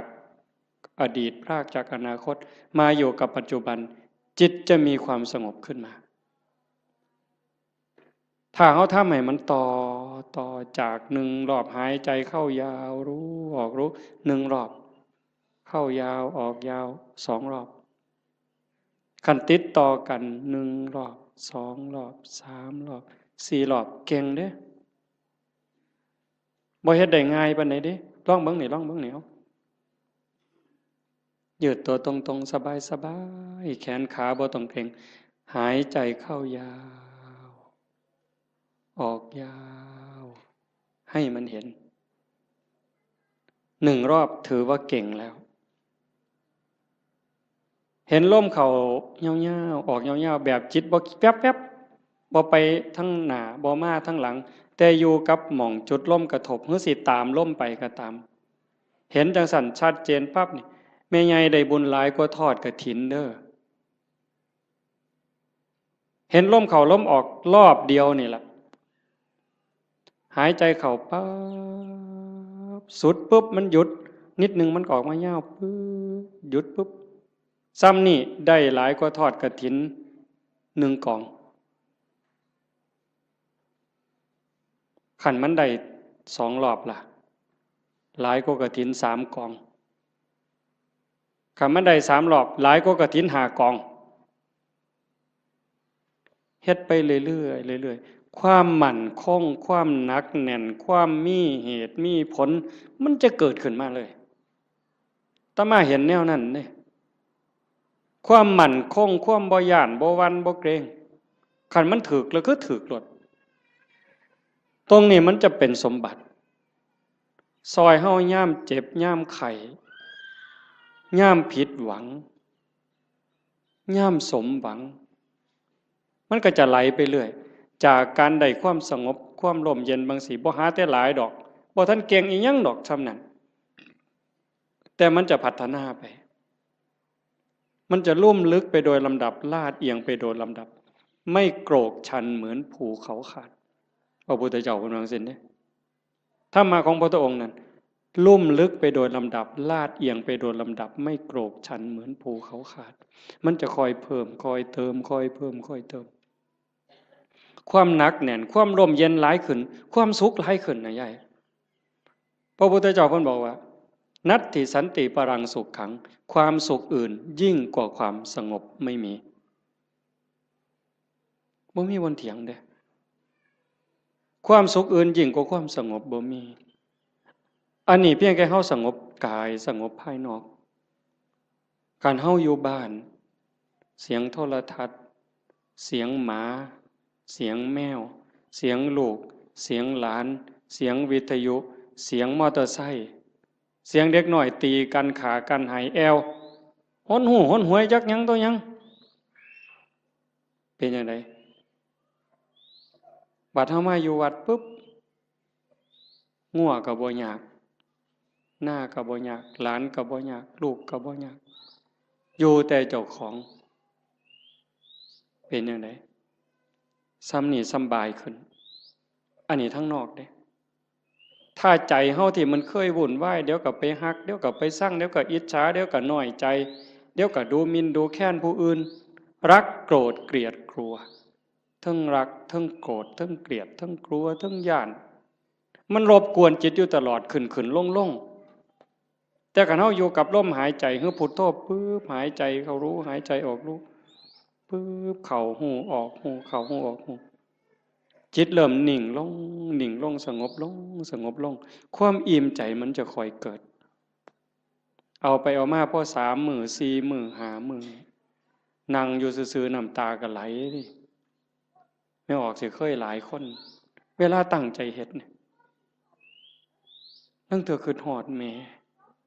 คิดฮอดพ่อคิดฮอดผู้มีคุณคันเพิ่นยังอยู่ก็อยากให้เพิ่นได้เฮ็ดคิดฮอดเพิ่นอยู่ไสน้อมันเฮ็ดแทนบ่ได้เงินแสนเงินล้านก็ซื้อบ่ได้คันเพิ่นตายแฮงแต่คิดฮอดหลายเบิดเพิ่นเว้ากันบ่ฮู้เรื่องจักอยู่ไสชีวิตเฮาก็ได้มาจากเพิ่นเนาะได้อยู่ได้กินก็ย้อนเพิ่นได้เป็นโขเป็นคนมาฮอดมื้อนี้ก็ย้อนเพิ่นสิตอบแทนแนวใดคิดไปจังซี่ก็น้ำตาพังยาวเฮ็ดจังไดบัดนี้สรุปโอ้ยเฮาก็ต้องเฮ็ดดีแล้วบัดนี้แม่ตายจากพ่อตายจากเพิ่นมาเฮ็ดนำเฮาบ่ได้ชีวิตเฮาก็เป็นของเพิ่นเฮาเฮ็ดดีเพิ่นก็ได้นำสิตั้งใจเฮ็ดดีเว้าก็ให้มันดีเป็นประโยชน์กับตนเองและผู้อื่นอันใดสิเป็นประโยชน์กับโลกกับสังคมกับประเทศชาติกับศาสนาทุ่มเทโลดบัดพ่อก็สิได้นำแม่ก็สิได้นำคนดีมันเกิดขึ้นบ่นี้โยมพอมันสิได้พิจารณาเองของมันจากนี่ผ่านไปก็เก่งไปนำอีกเบิดยามมีแนวมากระทบตากระทบจิตกระทบกายกระทบใจอิหยังก็แล้วตายมันก็พากได้สติขึ้นมาปึ๊บน้ำตาขูอยู่ๆนี่มันหยุดจึกโลดเฮ้ยโง่ไปแล้วอันนี้บ่แม่นแล้วภาคความรู้สึกนั้นออกมาเป็นจังซี่เด้ยกจิตออกมาเลยเป็นผู้เบิ่งโอ้มันเป็นเรื่องธรรมดาทั่วเกิดแก่เจ็บตายเป็นธรรมดามันก็สิสอนอีกเจ้าสิมาเสียใจหยังตอนนี้ตั้งแต่ตอนเพิ่นอยู่นำเจ้าคือบ่เฮ็ดดีนำเพิ่นนอกจากผู้ที่ตายไปแล้วผู้ที่ยังได้เจ้าเฮ็ดดีจังไดกับเขาอีกเจ้าสิมาห้องไห้ขึ้นฮอดแต่ผู้ตายบัดผู้ยังเจ้าบ่เบิ่งเอาเจ้าสิเสียใจอีกที่หลังบ่นี่มันก็จะสอนมาเองเจ้าของนี่สอนเจ้าของเป็นจังซี่ได้ยายจากนั้นตาเห็นมัน หูได้ยินจมูกได้กลิ่นลิ้นได้รสสติมันมาท่านปุ๊บเคยหักมันก็สิตัดจึดออกบ่หักเคยเป็นตาสร้างมันสิตัดจึกบ่สร้างนำบ่หักนำบ่สร้างนำบ่ยินดีนำบ่ยินหายนำมันจะอยู่กับมันอย่างเดียวฮอดกินข้าวกินน้ำแซ่บมันก็บ่แซ่บบ่แซ่บมันก็บ่แม่นบ่แซ่บมันหูซื่อๆแล้วก็แล้วด่ากับย่องซ้ำกันบัดเจ้าสิสรรเสริญเจ้าสินินทาสิดูถูกข่อยก็ซ้ำเก่ามันเข้าใจอะนี่คือการยกจิตเด้อโยมบ่แม่นเฮาสิมาเอาบุญซื่อๆเด้ครูบาคือกันเด้บวชเอาบุญน่ะมันเป็นเรื่องเด็กน้อยนี่ไงเว้าหมู่เจ้านำนะซะบัดนี้อันพากันมาวัดมาว่ามาฟังเทศน์ฟังธรรมขี่รถไปฟังเทศน์บ้านนั้นบ้านนี้ไปเพี้ยนบ้านนั้นบ้านนี้ไปทำวัดเช้าวัดเย็นน้ำวัดน้ำครูบาอาจารย์ไปเอาบุญน่ะเด็กน้อยเศร้าเล่นเฮือนน้อยได้บ่เดี๋ยวนี้ฮะเรื่องเอาบุญมันเป็นเรื่องเด็กน้อยซะแล้วแต่ก็จำเป็นเด้เด็กน้อยมันต้องเอาขนมอ้อยเด้เอาไข่เค็มอ้อยเด้เอาบักขามอ้อยก็เอาเด้แต่ว่าเฮาก็ต้องใหญ่ขึ้นมานำจากการไปวัดไปว่าเพื่อเอาบุญให้เป็นการศึกษาเรียนรู้ธรรมพัฒนาเจ้าของยกระดับจิตเจ้าของกายนี่ยกบ่ได้แล้วล่ะนี่แต่สิสุดไปสุดไปสุดไปจักมือก็สิดับถิ่มไปล่ะใจนี่ตัวมันบ่ตายนี่ยกใจให้มันสูงก่อนตายนี่แหมแบบว่าเขาด่าบ่เครียดนี่เฮ็ดง่ายบ่ยายเขารักของบ่เสียดายนี่เฮ็ดง่ายบ่ยากเด้คันเฮาบ่ฝึกมื้อนี้สิไปฝึกมื้อใดบัดจังว่าวัดมาว่ามาปฏิบัติคือการมาฝึกเจ้าของยกใจเจ้าของอย่าให้มันไปยินดียินหายอย่ายินดีในเวลากระทบกับอารมณ์ที่น่ายินดีอย่ายินร้ายในอารมณ์ที่น่ายินร้ายมันเฮ็ดบ่ทันใดมื้อนี้ก็เพียรมันฝึกมันฝนมันประพฤติปฏิบัติเฮ็ดเอาคันเฮาเข้าใจแล้วมันจะหูทางเฮ็ดอยู่เด้มื้อเช้าอาตมาบอกโยมวัดโน่นกุลมว่าจากมื้อนี้ไปนี่ให้หาข้อบกพร่องเจ้าของทุกคนหาจุดอ่อนเจ้าของคิดพอปั๊บเขียนใส่กระดาษหน่อยไว้รถนี่เฮามีจุดอ่อนบ่นี้ขี้น้อยใจขี้โกรธหรือมักย่องเจ้าของว่าเจ้าของดีกว่าเขาหลายเห็นให้มันเห็นด้วยใจเข้าใจเจ้าของเบิ่งเจ้าของให้มันคักเห็นจุดอ่อนแล้วก็แก้นั่นล่ะย่อสิดีขึ้นดีขึ้นดีขึ้นดีขึ้นให้หักผู้อื่นสงสารผู้อื่นเห็นใจผู้อื่นให้หลายขึ้นโอ้มันได้ขอคิดหลายอยู่ดิเบิ่งหนังพระพุทธเจ้าโยมเพิ่นเอาไปให้เบิ่งอาตมาก็ได้เบิ่งข้าวนึงเพิ่นคือดีแท้มองนี่มองประเสริฐหลายสิว่าเครียดให้คนนี่ตั้งแต่เกิดมาเราสิบ่มีจักเม็ดเลยนั่นคือน้ำใจที่เพิ่นฝึกฝนมา20อสงไขยกำไรแสนมหากัปจนลงตัวชาติสุดท้ายนี่ไผสิเฮ็ดหยังก็บ่มีเครียดบ่มีขมบ่มีโกรธบ่มีบ่พอใจบ่มีหงุดหงิดมีแต่เมตตามีแต่เห็นใจโยมก็มีคือกันสภาพจิตนี่แต่มันบ่ทันใหญ่มันบ่ทันเจริญฝึกมันเลี้ยงใจตัวนี้มันใหญ่ขึ้นคันเฮาอยากเป็นคือเพิ่นเด้คันเฮาอยากเป็นคือพระพุทธเจ้าอยากให้พุทธะเกิดขึ้นกับเฮาทุกคนเป็นพุทธะได้เป็นม่านได้ไม่ใหญ่ก็เป็นม่านได้เป็นม่านเจ้าของเป็นพุทธะก็ได้เจ้าสิเลี้ยงหยังในใจเจ้าให้มันใหญ่ให้อภัยให้ไวที่สุด เมื่อวานนี่อาตมาตั้งแต่วันที่12เมิดวัด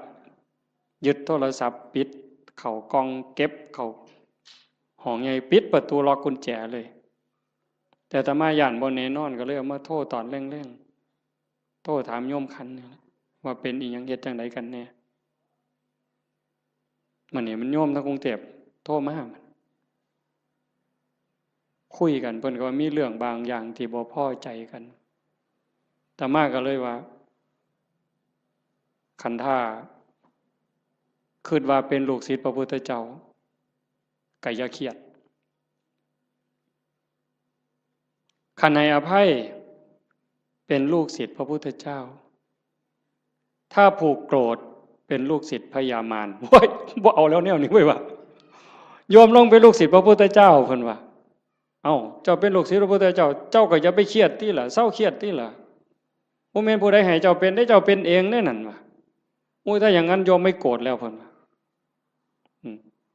ถ้าโกรธถ้าแค้นถ้าอาฆาตก็เป็นลูกศิษย์พระเทวทัตหลุดแล้วเจ้าเอาวะล่ะ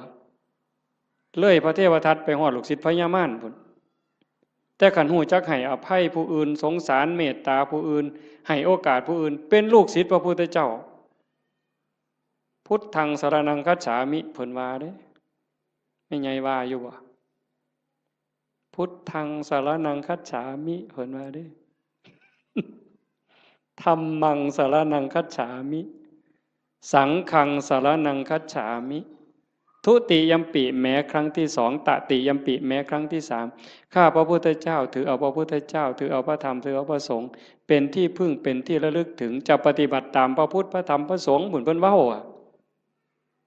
แต่บัดเครียดให้หมู่นั่นหน้างอลองค่องเว้ยตัวพระพุทธเจ้าผลมานี่เจ้า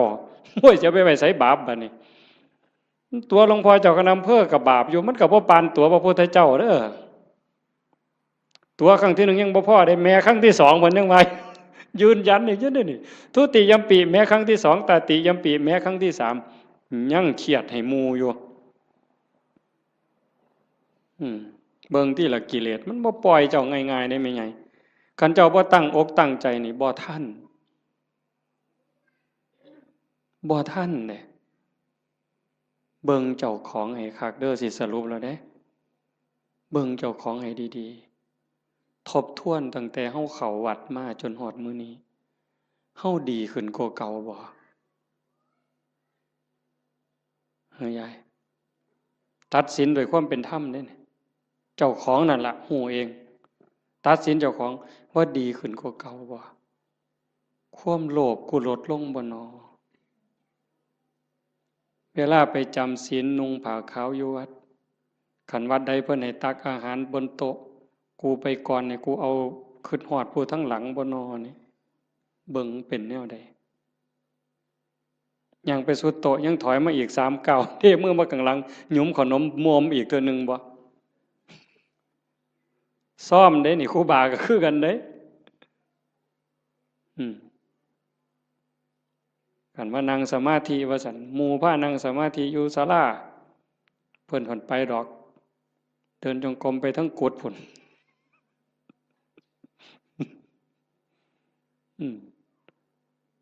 ย่ามปฏิบัติธรรมงานปริวาสคือกันย่ามหมู่เดินจงกรมเป็นแถวเพิ่นก็ไปดอกทำท่าไปห้องน้ำสลาดได้กิเลสผู้ใดสอนมันเจ้าวะมันหูจักเอาโตรอดคอรอแค่แลแก้โตนี่ไว้ปานเกียร์จักผู้ใดสอนมันปานนั่นได้มันนี่ให้กว่าน้ำยังวะทิ่มกับตาลงน้ำจากมันเข่าตาใดตัวตาใดแล้วหมู่เจ้านี่คือกันขันร้องเฮ็ดหยังผิดหมู่เหลียวเบิ่งนี่เพิ่นแก้ตัวปั๊บโลกดอกนั่งฟังเทศน์ตอดเงาเงึกหมู่เหลียวเบิ่งเพิ่นทำท่าเกาหัวเสยเพิ่นนี่บ่ได้ว่าเจ้าของเงานอนจักเม็ดได้หั่นมันฉลาดปานนั้นจักผู้ใดบอกมันหยังวะ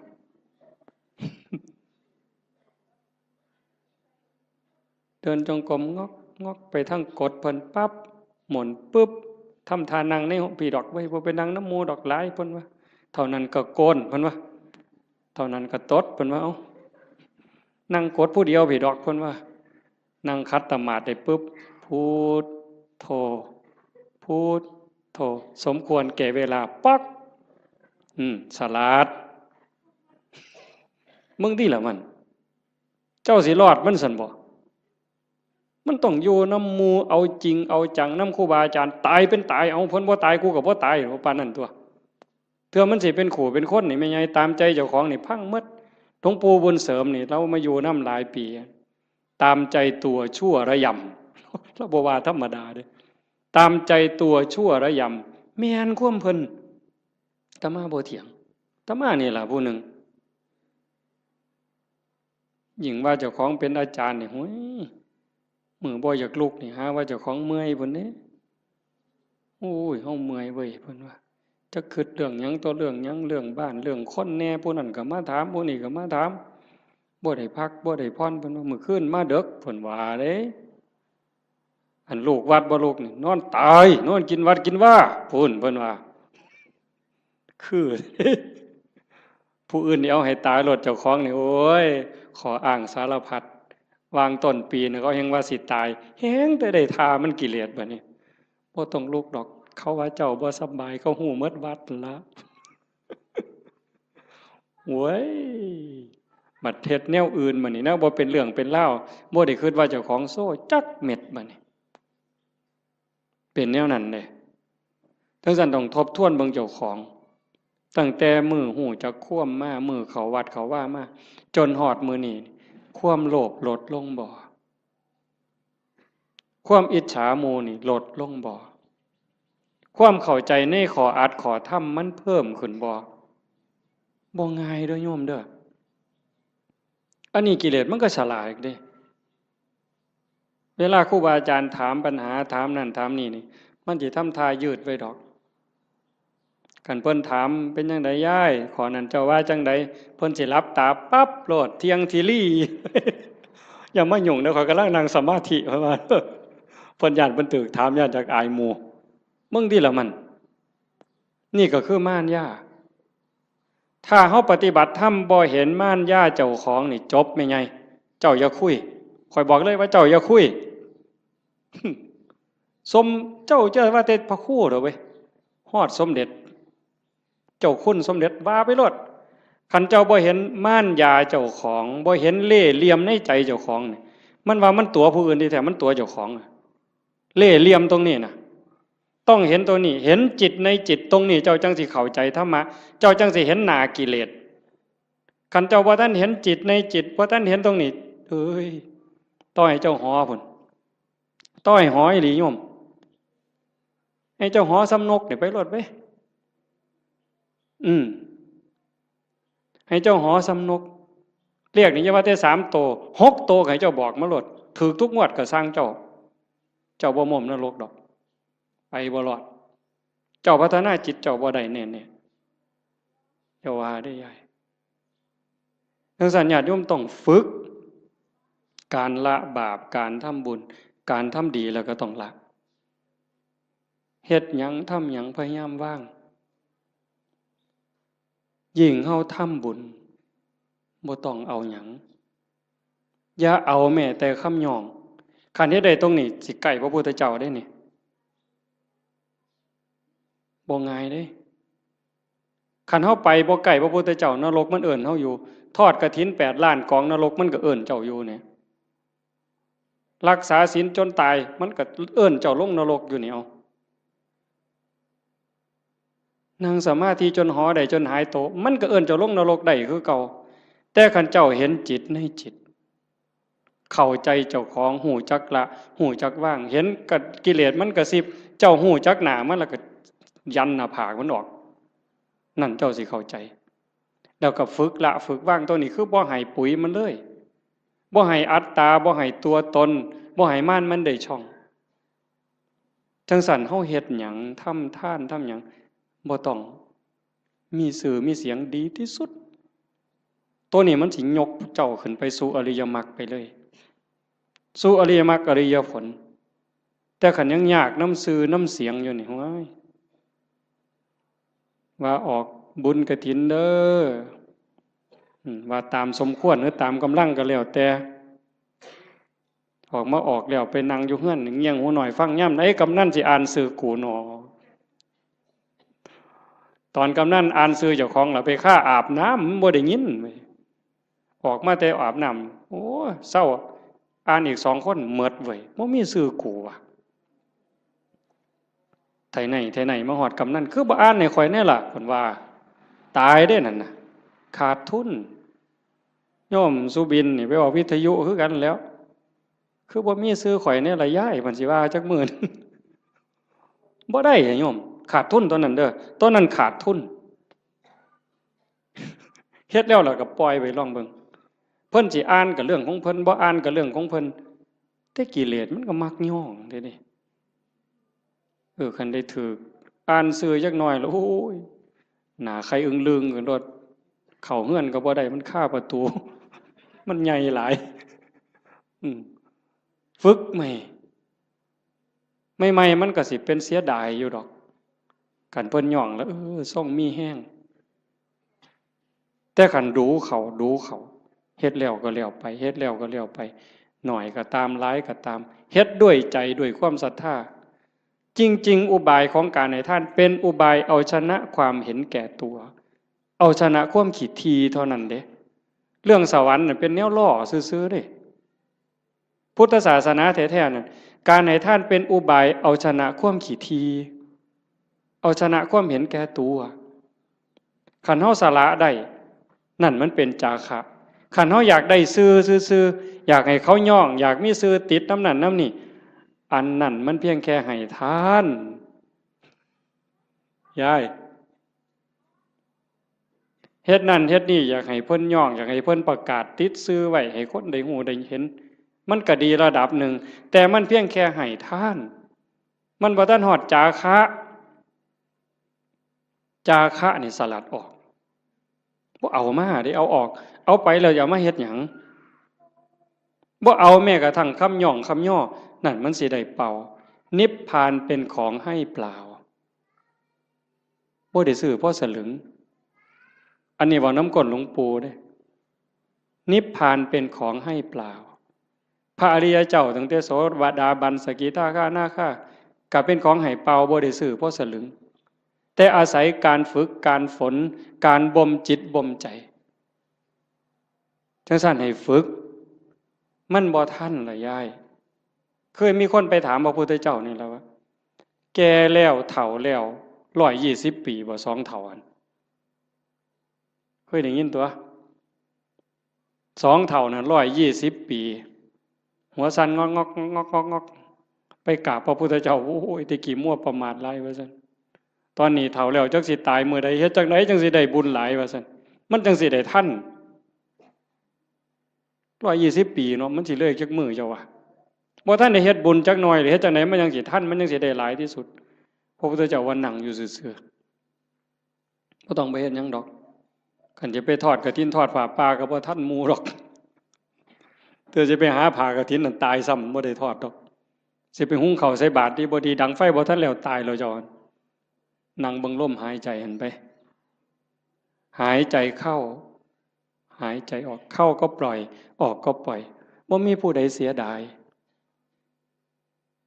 นี่คือปล่อยว่างจาคะผู้ใดเสียดายลมหายใจเข้านี่ไม่ไงโอ้ยจิมันกูเสียดายได้หายใจเข้ากูบ่ออกหัวมันดอกเอาทำไมกันเสียดายอะไรหายใจเข้ามีแต่เอาอย่างเดียวหายใจเข้าเลยเจ้าบ่ต้องให้มันออกมาดอกเสียดายมันเอาเลยอนุญาตเดี๋ยวเจ้าสิฮู้ว่ามันสิเป็นหยังหายใจเข้ามันก็ต้องออกมาแล้วก็ต้องเข้าคือกันแต่บ่มีผู้ใดเสียดายบ่ติดยึดบ่ผูกยึดบ่ถือมั่นในลมหายใจเข้าหายใจออกการเป็นการอยู่ในชีวิตประจำวันก็คือทำดีนี่ต้องเฮ็ดละชั่วก็ต้องละชั่วทำดีสร้างบุญสร้างกุศลเฮ็ดไปซอยเหลือโลกซอยเหลือสังคมวัดว่าบ้านเมืองชุมชนที่เฮาอยู่เฮ็ดไปเถาะทำดีไปเถาะนั่นคือบุญนั่นคือพลังนั่นคือสมบัติที่สิส่งจิตวิญญาณไปสู่ที่ดีที่งามมีสุคติสวรรค์เป็นต้น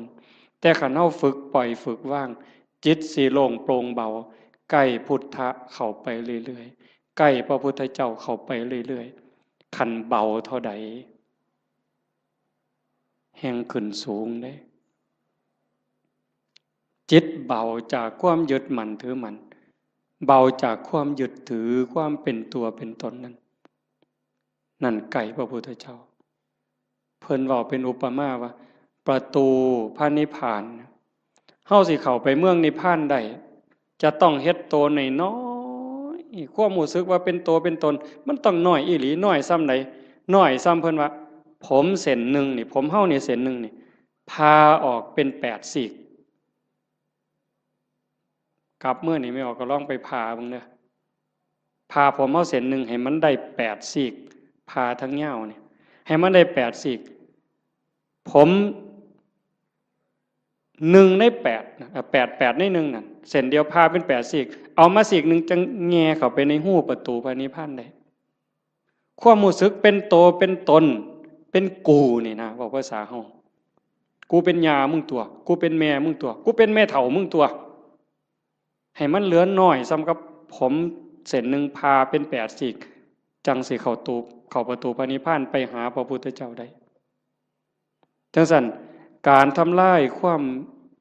เห็นแก่ตัว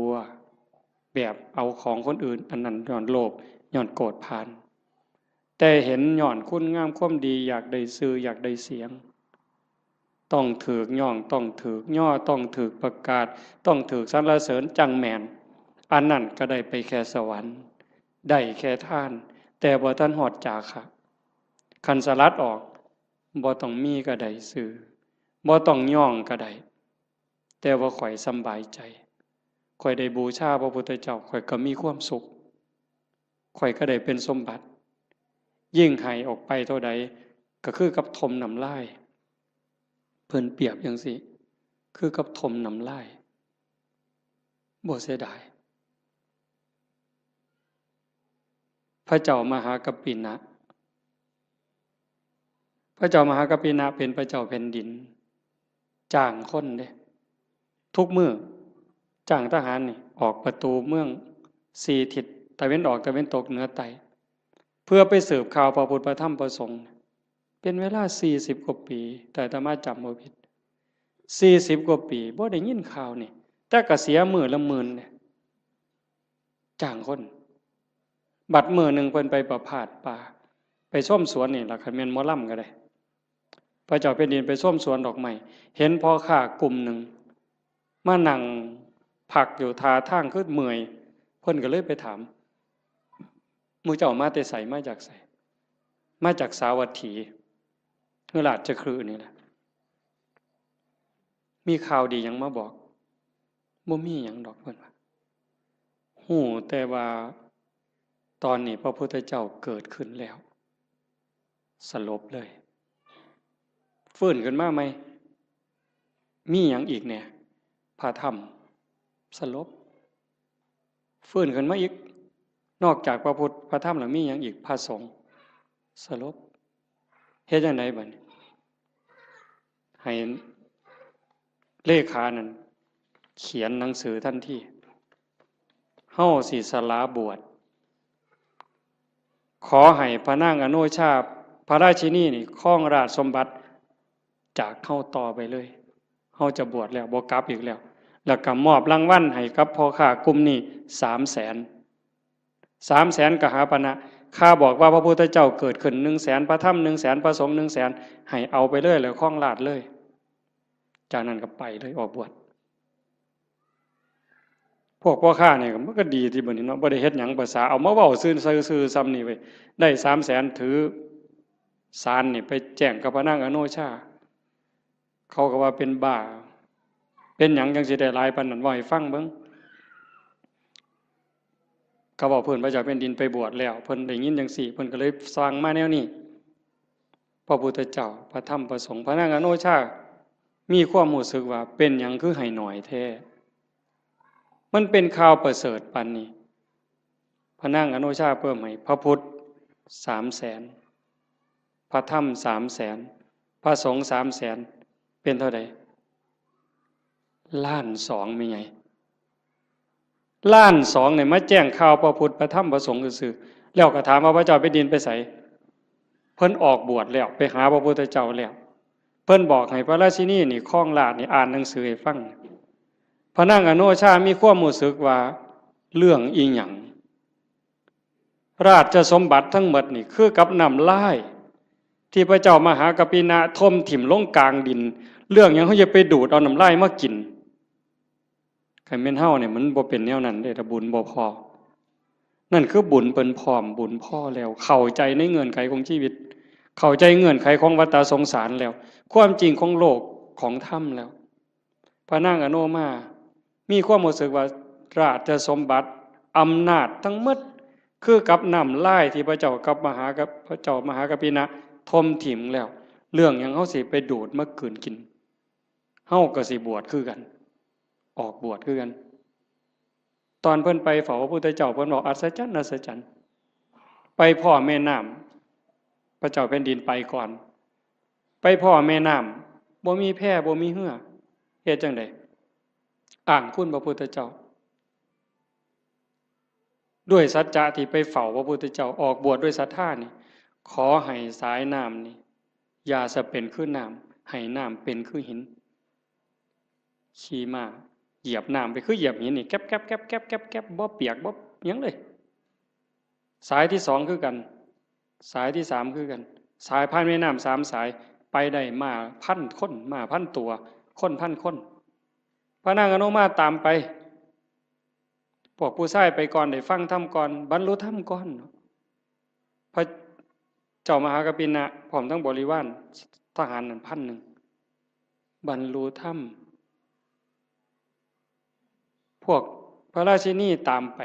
สาราราชสมบัติตามไปคือกันไปเจอน้ำกับคนฉลาดพระเจ้าแผ่นดินเพิ่นไปได้แนวใดบ่มีเรือบ่มีแพเพิ่นต้องอาศัยสัจจกิริยาจังซี่ตั้งใจตามไปได้คือกันสายที่สองก็ขามได้สายที่สามก็ขามได้พอไปฮอดพระพุทธเจ้าถามหาพวกพระเจ้าแผ่นดินนี่เห็นมาบ่พระพุทธเจ้าเพิ่นฮู้ว่าพระราชินีนี่มีศรัทธาบวชจริงแต่เมียทหารที่ตามมาอีก1,000 คนน่ะมันบ่ได้ศรัทธามาบวชเด้นำมาเอาผัวซื่อๆได้ซุ่มนั้นสินำมาเอาผัวหลบไปแต่พระราชินีนี่ตั้งใจบวชจริงพระพุทธเจ้าเพิ่นเลยว่าให้เห็นตอนนี้บ่ได้เพิ่นเลยบอกว่านั่งลงก่อนฟังธรรมก่อนหลังจากฟังธรรมแล้วหมู่เจ้าก็จะเห็นสามีเองดอกให้ใจเย็นๆพระพุทธเจ้าแสดงธรรมจบปั๊บเข้าใจบรรลุธรรมเป็นโสดาบันพวกผู้ชายได้ฟังรอบสองเป็นพระอรหันต์หมดความอยากได้ผัวลบไปมันหมดแล้วบวชเป็นภิกษุณีนำกันต่อปุ่นเด้จังสั่นเฮาสิเฮ็ดหยังทำหยังก็คือกันเด้อโยมเด้อลองทดสอบเบิ่ง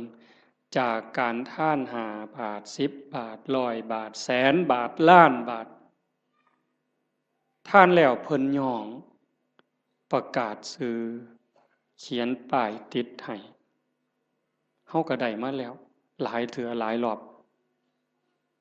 บัดนี้ลองเบิ่งว่าเฮาลองบริจาคหน่อยก็ซังหลายก็ซังบ่ต้องเขียนชื่อก็ได้คันไว้ใจกันบ่ต้องเขียนก็ได้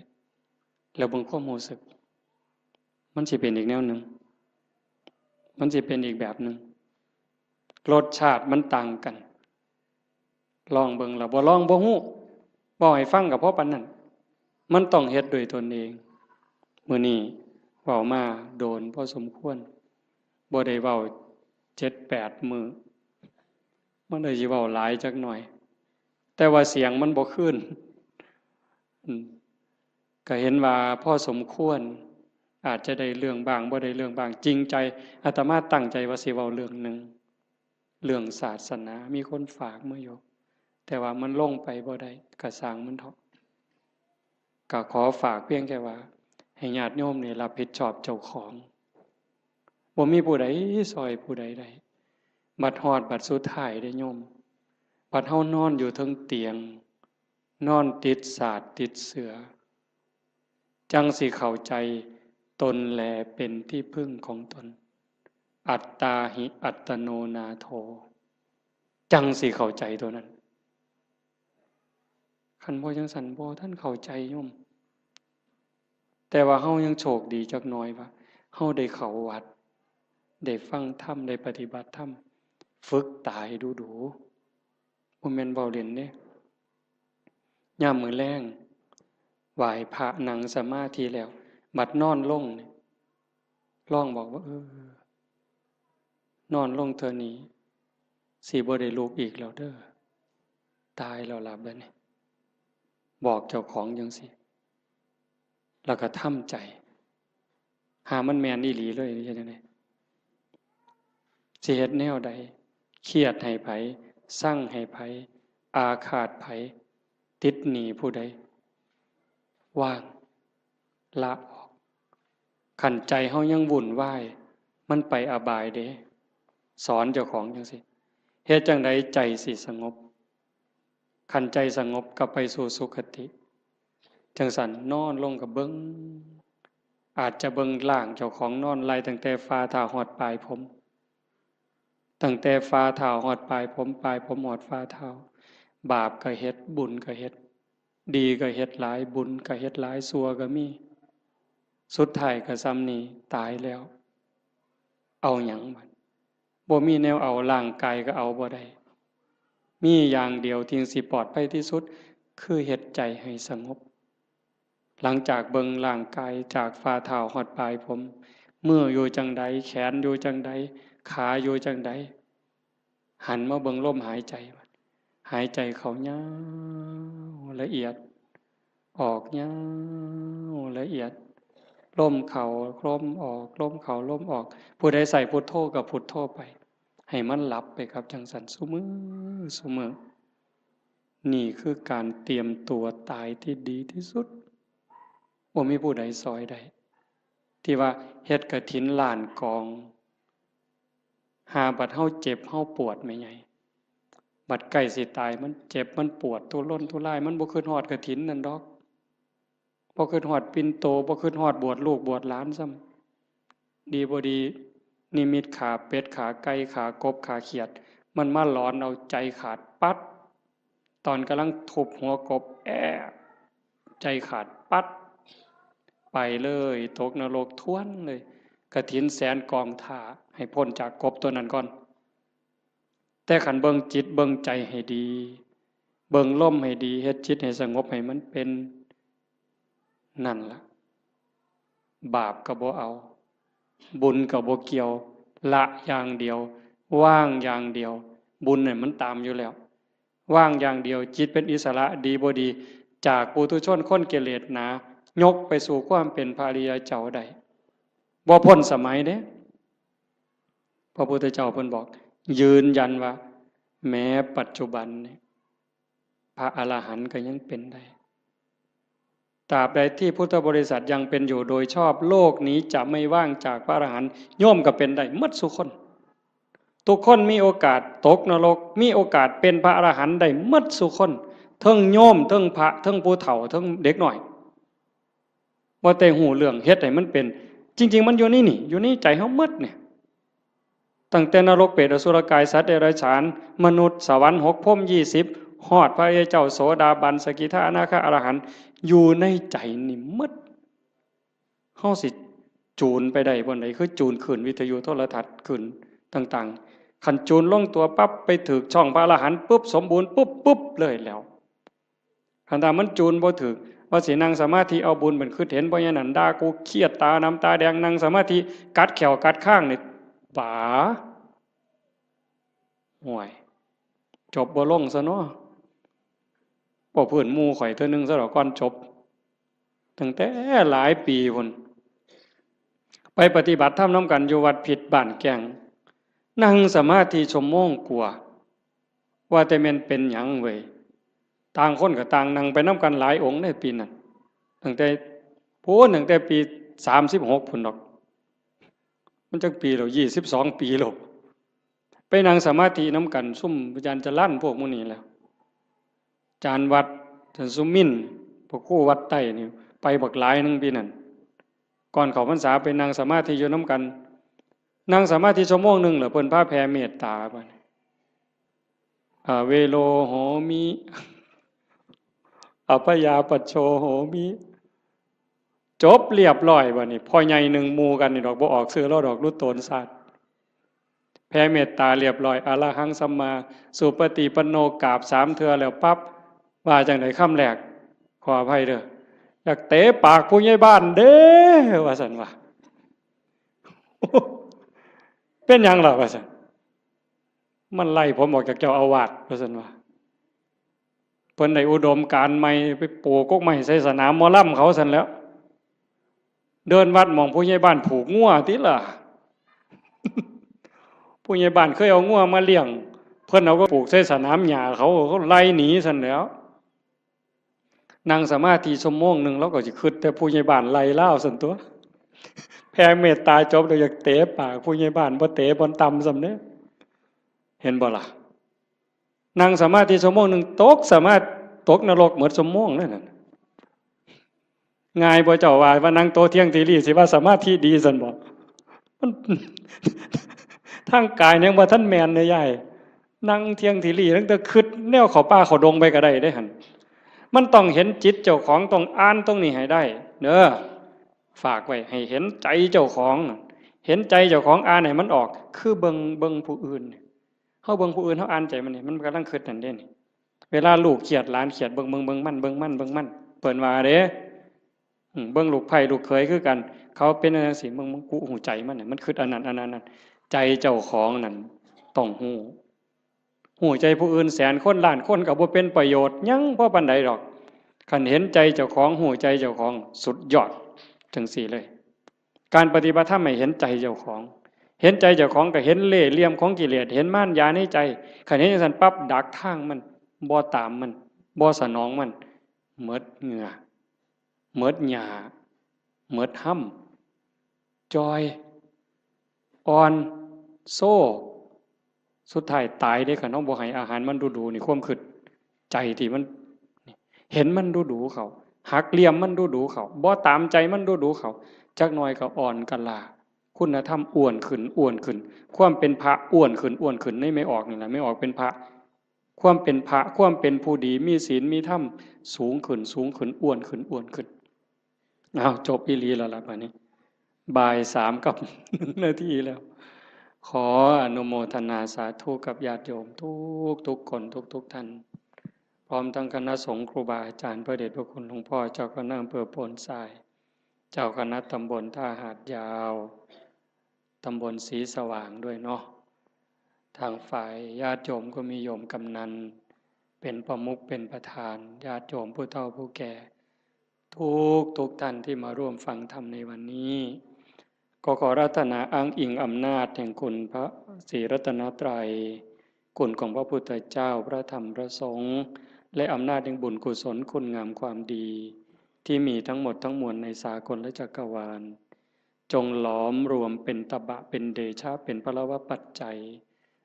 อำนวยหนุนส่งให้ท่านทั้งหลายจงเป็นผู้แกล้วกล้าอาจหาญร่าเริงในการสร้างบุญสร้างกุศลสร้างคุณงามความดีให้ยิ่งขึ้นไปให้เป็นผู้เจริญงอกงามในจตุรพิทพรชัยคืออายุวันนะสุขภละปฏิภาณธรรมสารสมบัติให้เป็นผู้มีสัมมาทิฏฐิมีโอกาสประพฤติธรรมปฏิบัติธรรมให้ได้เข้าถึงธรรมที่ยังไม่เข้าถึงได้รู้แจ้งธรรมที่ไม่ทันได้รู้แจ้งจนสามารถนำตนให้พ้นทุกข์ได้มีความสุขกายสุขใจปรารถนาสิ่งหนึ่งประการใดหากเป็นไปโดยชอบประกอบด้วยธรรมแล้วก็ขอให้ความหวังความปรารถนานั้นจงสำเร็จทุกประการโดยทั่วกันทุกท่านทุกคนทุกรูปทุกนามเทอญ